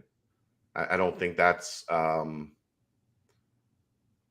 think there's probably the 2012 team that went to the Sweet 16 was really, really talented. And then obviously the team that we don't talk about how it ended was right up there, talent level. Brent didn't want to hear this conversation. No, he left all the way out. He's not even in the lobby. He is gone. He froze actually for 10 seconds though. But one was talent. Two is absolutely luck of the draw. If you go back and look at how unfortunate, like the draw is the draw. Mick continued almost every year to draw elite offensive teams or teams in the top 15 to 20 of Ken Palm in offense. And that was always the bugaboo for Mick's defense. If you play an offense equally as talented as your defense, they're going to score. And they didn't ever hit a run where they played a couple teams that were just like 60 or 50 offensively and allow them to play to their strengths. Their strengths were always exploited because of the draw in the NCAA tournament. And that's how the draw works. You don't get any say over that. Like it is what it is. You continue to draw teams that were really good on offense. It played against your strength. It negated your strength. And Mick's offenses were never elite. His defenses were. That's why the NCAA tournament is what it is. The draw you get to, like, if FDU draws anybody but Purdue, they probably get beat by 25 and we never hear from them again. But they got the draw and they played the game as perfect as they could play it. They probably only beat Purdue 1 out of 10 times. But Purdue was the 1 seed that they could beat once, and they did. So, that's how this whole dance goes sometimes.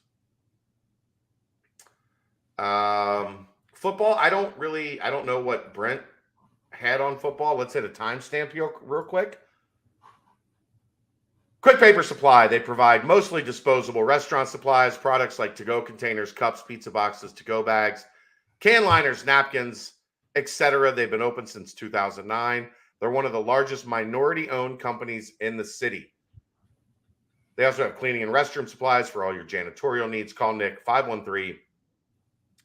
513-470-2029 and reference Bearcats for 20% off your first month of purchases. I guess without him here, I don't know what he had planned. Let's pop the top on the mailbag. And if he wants to get to basketball or football, spring practice starts back up Wednesday. It is closed on Thursday because weather-wise, it's gonna. Yeah, some of it looks like it's going to be in the morning, so the afternoon should be okay. Friday looks gross when you're down here, so I thank you for handling that. All right, he's back. Shoo-wee. You all right? Yeah, I think my laptop heard another article. No, don't abuse me like that. Like, so I was like, calm down. I'm back. Do you have any football stuff you want to get to, or we'll save that for next week after we get some spring practices back under our belt? Yeah, I think that'd probably be smartest. I don't recall much going on over the spring break, other than the basketball team's still playing while other teams are on spring break. I love that quote by Wes. Do we? There are two names that popped up today that I think people need to pay attention to, basketball wise. The first one being Rink Mast. He is a 6'9", 240-pound big man. He's from the Netherlands. He played at Bradley this year. Had 17 against Arkansas, 14 against Wisconsin. I watched the Wisconsin game. I got a tip that might be a portal name to keep an eye on. I watched the Wisconsin game and then have gone back as available and watched a little bit of tape on Rink Mast. I like him. I like the size. I like the footwork. I like the skill. He's not a great vertical athlete, but he moves really well laterally for somebody his size, meaning he can defend. He can defend the pick and roll. He's not going to be a liability out in space because he can move his feet. He can really pass. If you go back and watch the Wisconsin game, he had a couple plays in that Wisconsin game where he caught it on the wing, ripped through, takes a couple power dribbles, gets his back to the basket, and then does work as like a perimeter forward turning into a post player. And when you can do that on your own and you eliminate the post pass, like it's important for a big man to have that type of skill. And honestly, when you look at, I know all anybody wants to do is look at the Big 12. When you look at the Big 12, I wouldn't mind having a little bit of your own thing that's not what everybody else in the league is doing. You would be super skilled with Vic and Mast at the 4 and 5, or as your rotation at the 5 with Odie at the 4, or if you bring somebody else in, you would have a really solid 4-man rotation right there at the 4 and the 5 with guys that can put points on the board, play offense, are really skilled, and would be going up against a lot of the bigs in the Big 12 are super athletic, but they're not bucket getters. So you would be giving yourself an offensive advantage where, maybe your two bigs combined can score 25 and the guy you're going against gets the other team 10 or 12. So I think he is definitely a name to at least monitor and keep an eye on. And then another one that's interesting is Garwe Dual, a name that we've talked about here. I mentioned him as far back as last spring. He played AAU basketball with Xavier Booker. His AAU coach is Mike Saunders Sr. Drew Adams is very familiar with Garwe Dual. He's a combo guard. He's long. I think he has the potential to be an elite defender of ones and twos and potentially threes as he continues to grow into his frame. He's really good with the ball. He can get to the rim, would give you another explosive downhill option, what you would worry about. Not a great shooter yet. So you would have Jizzle, Davion, Day, and Garwe that are all downhill guys. You need to get more downhill guys, but you can't lose your spacing. You still have to be able to space the floor and make people respect that you can shoot the three, or everybody's just going to pack it in and prevent you from driving. So he's interesting, at least as we know. I've confirmed Cincinnati made contact today. They have a close eye on him. He was someone they had a close eye on as he was blowing up in the spring and summer, but he committed to Providence pretty quick. So we'll see if Georgetown, now that Ed Cooley moves to Georgetown, we'll see if they stay a factor. But I would definitely keep an eye on those two. And then the Taylor kid from Butler is another kid that I know Cincinnati has poked around on pretty hard. When you're talking about their name is starting to pop up with a lot of these portal recruits. Some of it is just, hey, just in case, here's our hat in the ring. Some of it, there are, a little bit more connections. And when we know that, we'll make sure we point it out for everybody. I'm surprised not to see Cincinnati mentioned with Damian Dunn earlier today. I'm not, ultimately. I don't think he has, the length. Physically, his stature is a lot more similar to, a Jizzle and a Davion Thomas. Now, he's proven it at the high major level, but you're taking a risk of messing up the long-term future of the program when you bring in another guy that's like those two. At least with Garwe is 6'4". He's super long and athletic. He can help you in a multitude of ways that's not just with the ball in his hands. So I'm not shocked that we didn't see their name pop up on Don initially. Yeah, I mean, with Mask, though, you go back to his three-point shooting ability. As a freshman, he was knocking down about 36% on 92 attempts on the year. His attempts were down a little bit this year, but still, he's knocking it down at a 35% clip. That's something that is a luxury, and it'll be something that a lot of teams in the country will want to add, even if he is a below the rim. Oh, he's going to have a ton of interest, a ton of high major interest. Right. I know Florida is already heavily involved. I've heard Nebraska, some of those schools out in the Big 12 region. Mm-hmm. Oklahoma State, some schools have kicked around the tires as he's hitting the portal. So, but there is obviously Drew Adams was the associate head coach at Bradley. He knows Mast really well. That's going to at least give Cincinnati a leg up. And we're seeing with West the same thing we saw with Vic. They are much more comfortable recruiting portal guys that they have history with, that there's a connection. They know what the kid's about. They're not just throwing their line in the water. Like some schools, every potential high major guy. Arkansas. You will see Arkansas. You'll see Xavier is one of those. There's several that you're just going to see that name with every high major guy because they call every one of them. Doesn't mean they're interested or but they call and get a feel on everybody. Cincinnati's a little bit more selective, at least so far from what we've seen.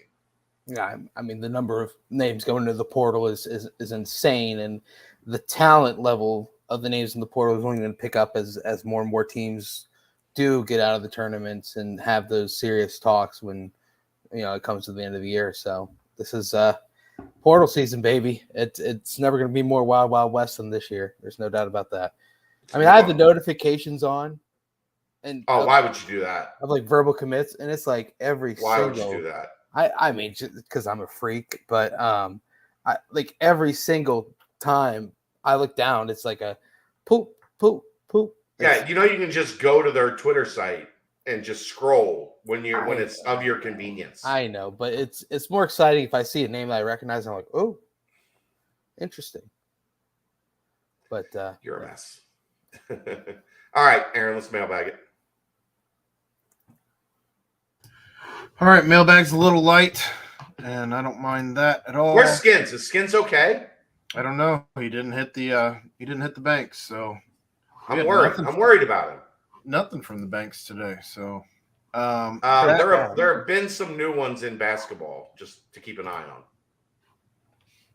That's just ones that have happened during the show. Yes, I've been refreshing. That's a lot of Okay. times when you see me freeze up. That's what that's been. Did Wisconsin, starting the football portion of the mailbag, did Wisconsin figure out the best way to get Luke was to recruit Amy Fickle? Clearly, people are still up in their feels about Luke Fickle leaving. I mean, it was an important part of it.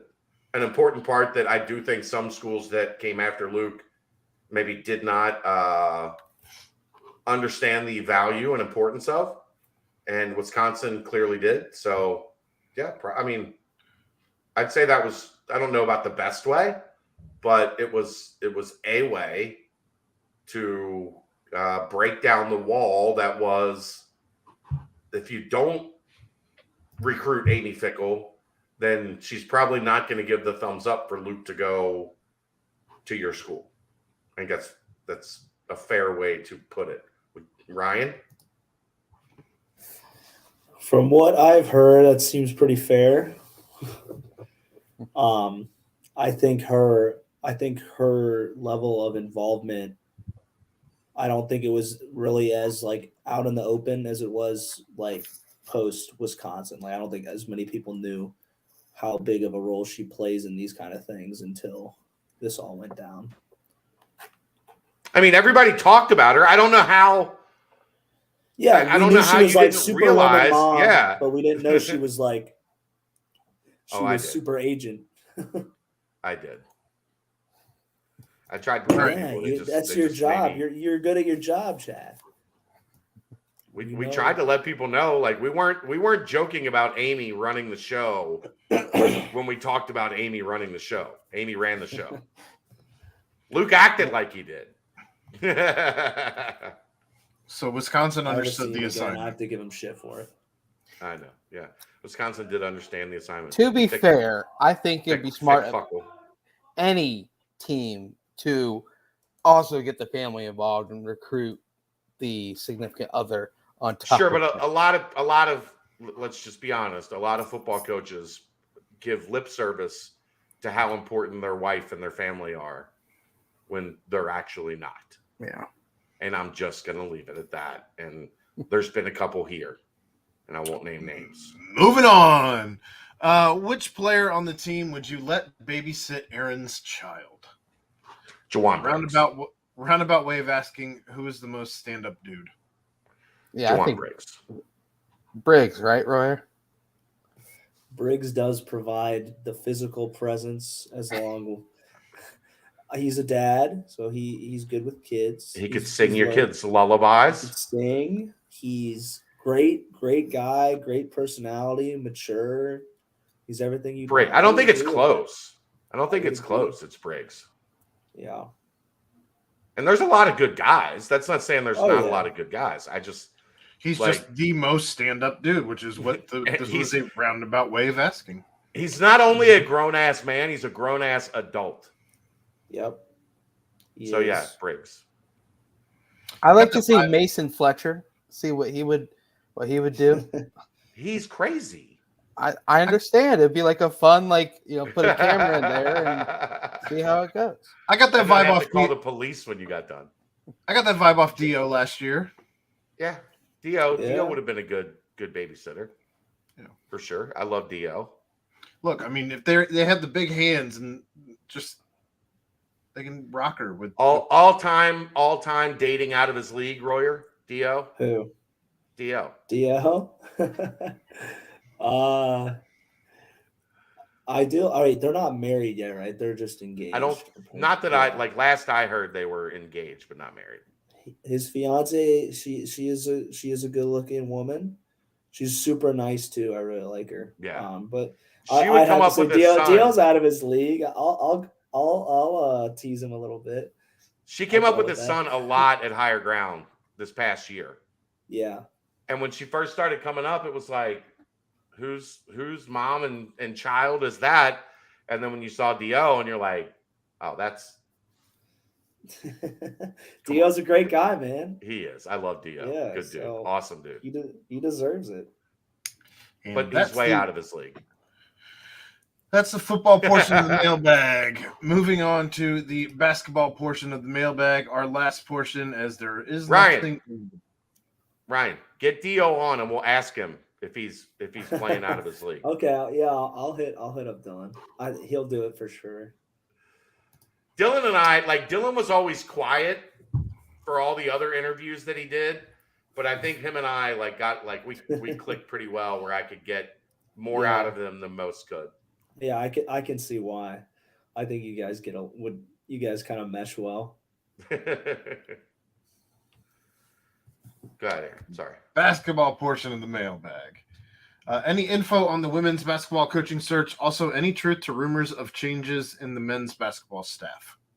Nothing on the women's search. I'm sorry. That is at this point just not something I have time for with everything else going on. The rumors of changes in the men's basketball staff are that Drew Adams, there's a good chance that he would be a bench assistant next year. And that essentially is to say, if anything happens, if Chad Dollar gets a head coaching job, if Mike Roberts gets a head coaching job, if one of those guys gets an opportunity to go somewhere else for more money, whatever the case may be, if there was an opening on Cincinnati's bench staff, Drew Adams is absolutely 1,000% the person that would move up.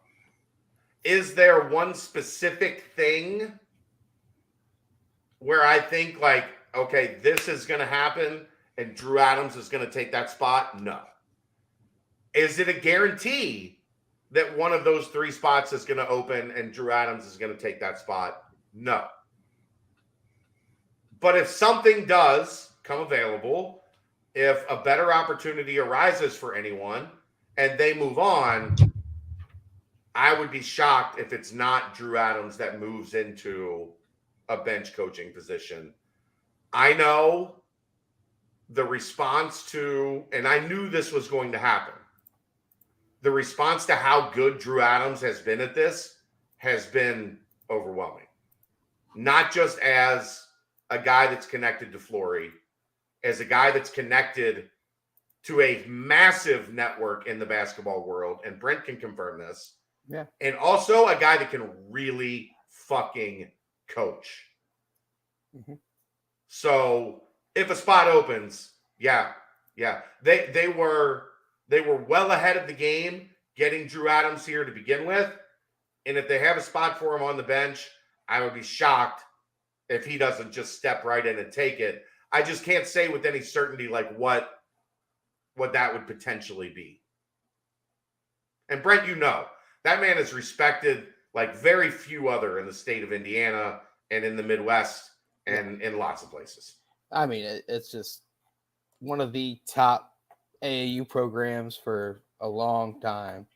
Developed some pretty amazing, talented kids and guys that have gone on to play in the NBA, obviously. And he's got deep-rooted connections with all of them. So, yeah. And, I mean, Indiana, you talk about kind of how high school football is in Cincinnati and in Ohio. That's how basketball is in Indiana. Right. They say in 49 states it's just basketball, but Indiana it's different. It's the truth. I mean, it's pretty insane how much that statement's actually true. So, and that's exactly where Adams is rooted in. So, yeah, I agree. All right.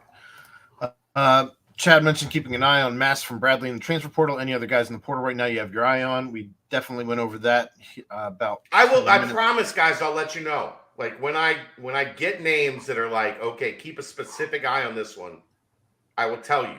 We do that every year. Mhm. It's not changing. Promise. I put this question in one of the threads recently, and some interesting answers came. Like your opinions, would you rather win 3 or more games in the NIT or receive an NCAA tournament invitation in a year we are probably an 8 seed or worse? 100%. NCAA tournament, always. 1,000,000% NCAA. Always. Now, I'm gonna counter this with: would you rather win the whole damn thing in the NIT or go down the way Purdue did? Go Go down the way Purdue did. Man, that's fucking egg on the face, though. Like I saw someone post, like, I don't would care. you?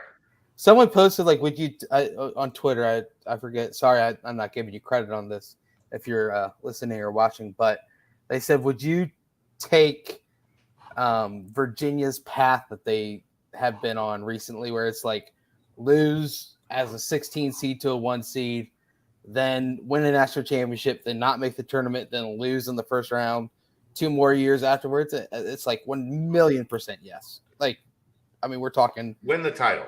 you're winning a title and you're making 3 out of 4 NCAA tournaments. Yeah, I 1,000,000%. So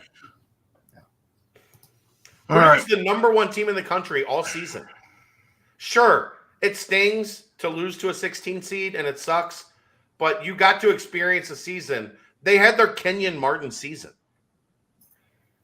they might Where have they it were again number next 1 year. all year with the player of the year. Yeah. At the end of the day, it didn't mean a whole lot. Kenyon broke his leg, so that season didn't mean shit either. I agree. You won't catch me arguing that. I think he was being sarcastic. Huh? I think that season meant a lot. Still, I think, Chad, were you being sarcastic there? Yes, a little bit. Okay. When does the Big 12 money kick in? This upcoming school year or next? So they get a prorated amount. Most believe that to be about $18 million per year over the next 2 years. 2023, 24, and then 24, 25. And then the new TV deal starts July 1st, 2025. They will get a full $31 million share starting then. So the money kicks in starting July 1st. But the full share kicks in July 1st, 2025. All right. I've generally forgotten about Hensley being on this roster this year, and leading up to the season, there was a lot of hope, one might say hype, that he could elevate into being a key piece. What happened? He didn't maximize his opportunity. When he had chances. There's more to this question. What happened there? Is it that Dan elevated quicker into that role, or is he just not good enough at this level? Is it safe to assume that a tough conversation will be had regarding Jarrett's place on this team next year, or is there still hope he can be productive given that he's only a sophomore? If I were Jarrett, I would be looking for somewhere to play. Because at this point, he was given his chance to prove and earn a spot in this rotation, and he didn't take advantage of it. Does that mean I think that it's not possible down the road? I mean, yes, it's possible. But it might be best for him to take a look at somewhere maybe a step lower or a program that maybe fits him a little bit better. He just didn't. Wes has shown one thing that we know for certain. If he puts you in and you maximize your opportunity, he will grow your role. And Jarrett didn't really jump up and seize that opportunity, especially early in the season. And then even when when Vic got hurt, that opportunity came back around and it was a little bit of the same. Do I think he could continue to help?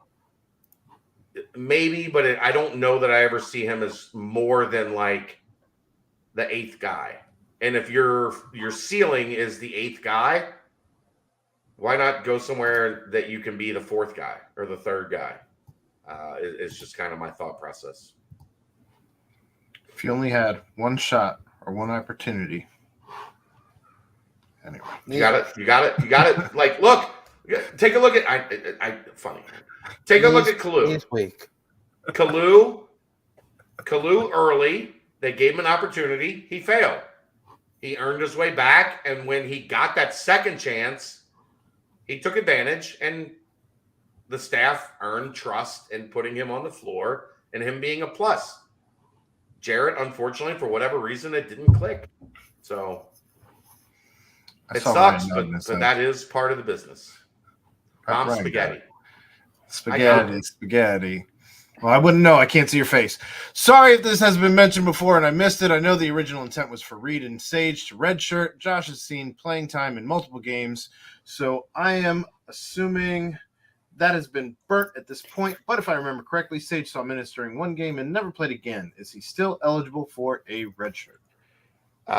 He would have to get a medical red shirt, and that is what they are angling for, which is why you have not seen him anymore this season.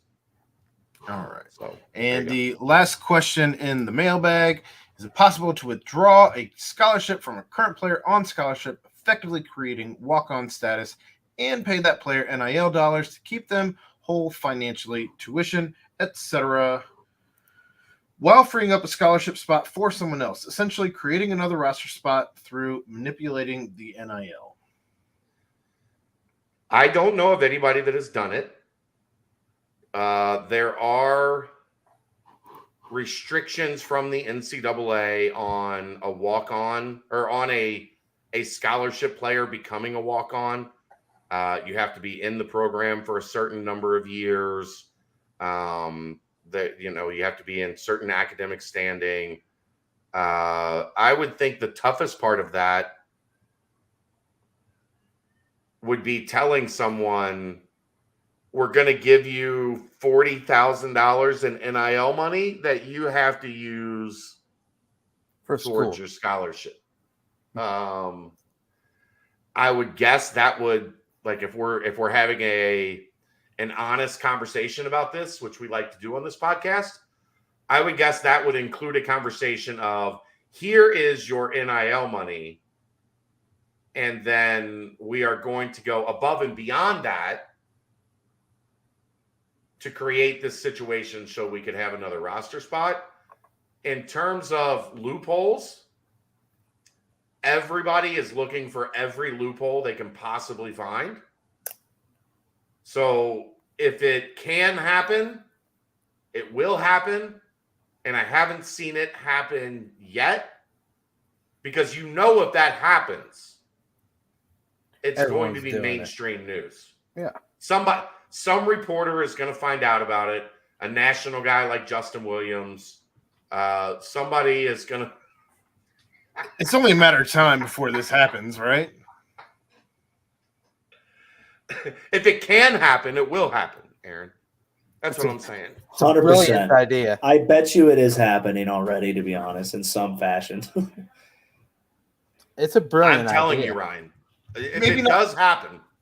Maybe not going from scholarship to walk-on, but coming on as a preferred walk-on and getting the NIL money to make up for the scholarship and all of that. From the start. This is talking about taking a John Newman that's been a scholarship player for 5 years and essentially making him a walk-on. I'm just saying, if you're starting it from the jump, I think it's only a matter of time before you go the other way with it. Well, we've seen there's I can't remember who it was. There was a football program that had a company step in and NIL all the walk-ons. It was Miami. Was it Miami? I think it was Miami, Florida, where they were like, everybody's getting X amount of dollars or something. All the walk-ons are getting X amount of dollars so that they don't have to pay for school. That's so nice. I mean, but look at Ryan. He's like, hey, they took care of me. They took care of me. So I can't complain the things that they did for me. So tell us, it'd be Ryan, nice to be fully. Yeah, I think moving on. That's the mailbag. I think BYU did it too. That's who I was thinking was BYU. But it's like they covered the tuition of all their walk-ons. I mean, if you think about it, though, you could legit get like 20 scholarship players on your basketball team if you build enough NIL money to fund 7 additional players. I mean, that's just. X had a guy give up a scholarship for his brother. I don't believe Nunji's brother was ever on scholarship, for one. And for two, he did not get NIL money to pay to be a walk-on. Getting rowdy in your house, Royer. Is it hockey night again? It must be. You're on mute, bud. That's why he's been on mute, is it's hockey night behind him. That's funny. He just checked out on the Kane interview. He's like, I'm not letting these idiots behind me scream over Kane talking for an hour. That's the mailbag. If somebody can do it, somebody will. Is it possible? I don't see how it's not possible, other than the player saying, well, I want that $40,000 for me. I don't want to have to spend that NCAA would $40,000. step in pretty damn quickly, though. I don't think they can't. I mean, they that's something that's because it would be a agreement made outside of, right. Hey, we're going to get you this extra $40,000 and you're going to use it to pay your tuition. I mean, imagine. That's where you're going to have to make sure that you're doing things for the NIL money, not just come to the school. Here, I'm a booster. Here's dollars. And that's where the investigation would come about. Like, what are you actually doing to earn this money? Did we talk about the loophole for NIL that's happening with foreign players? We didn't talk about that, did we? We did a couple shows ago, like Oscar Sheway, what he got. Yeah, so I've done some more digging on this because Rink Mast talked about NIL, and people are like, well, I thought foreign players couldn't get NIL. They can, they just can't get it in America. That's the student visa. Like, you can't make money going to school on a student visa if you're in America. But let's say, hypothetically, that the school year ends and a player goes back to their homeland and they spend 2 weeks at home visiting their family. And in that time, they do something, they provide a service that allows them to be paid NIL dollars while they're back at home. And then they come back to America, and all of a sudden, they've got their NIL, and they got it while they were outside of America. And now they're back in America on their student visa. They can't get NIL money while they're here, but they can get NIL money while they're out of the country. And I'm told that's as simple, maybe, as like spending a weekend in Toronto. Like just leaving the country for a couple days. Oscar Sheway in like 1 week made $1 million. $1 million bucks. Basically, yeah. Good luck investigating any and all of that. 2.75 and just going somewhere and doing, I think it was like photo shoots and recording a couple commercials for like a local Papa John's or something. I don't know, but it's just Wild Wild West, man. Wild Wild West. So there are workarounds, as we all knew there would be. There are workarounds being created to international prospects, international players getting their cut. You just can't do it while you're on U.S. soil. So, if you take a weekend trip to Jamaica, you can make as much money as you want while you're on that weekend trip in Jamaica. And if you want to bring us along to document those goings on, we're willing to do that. Can't imagine anybody wants that documented, quite honestly. Sure they do. It's a message to other international recruits. If you're on a commercial or a photo shoot, then it's already enough. That's what I'm saying. We'll go with you to Jamaica and do things that can get you paid. Tad's got a new camera. He could probably record a commercial for you. This bad boy. Yeah. Ooh. Look at that bad boy, Royer. Just look a little different than the Bearcat Journal camera of years past. That looks sick. Right? I like right? that thing. I know can't the wait little- for the interviews. You know the little tiny motherfucker we used all those years? Yeah, on that tripod, yeah. Yeah. We're moving on up in the world. I was worried you got paid this week, and I thought you weren't going to show today. You're like, nah, Chad paid me. I'm out. I got man. my You know me. dollar bills, y'all. I'm just using y'all. Get us out of here, Brent.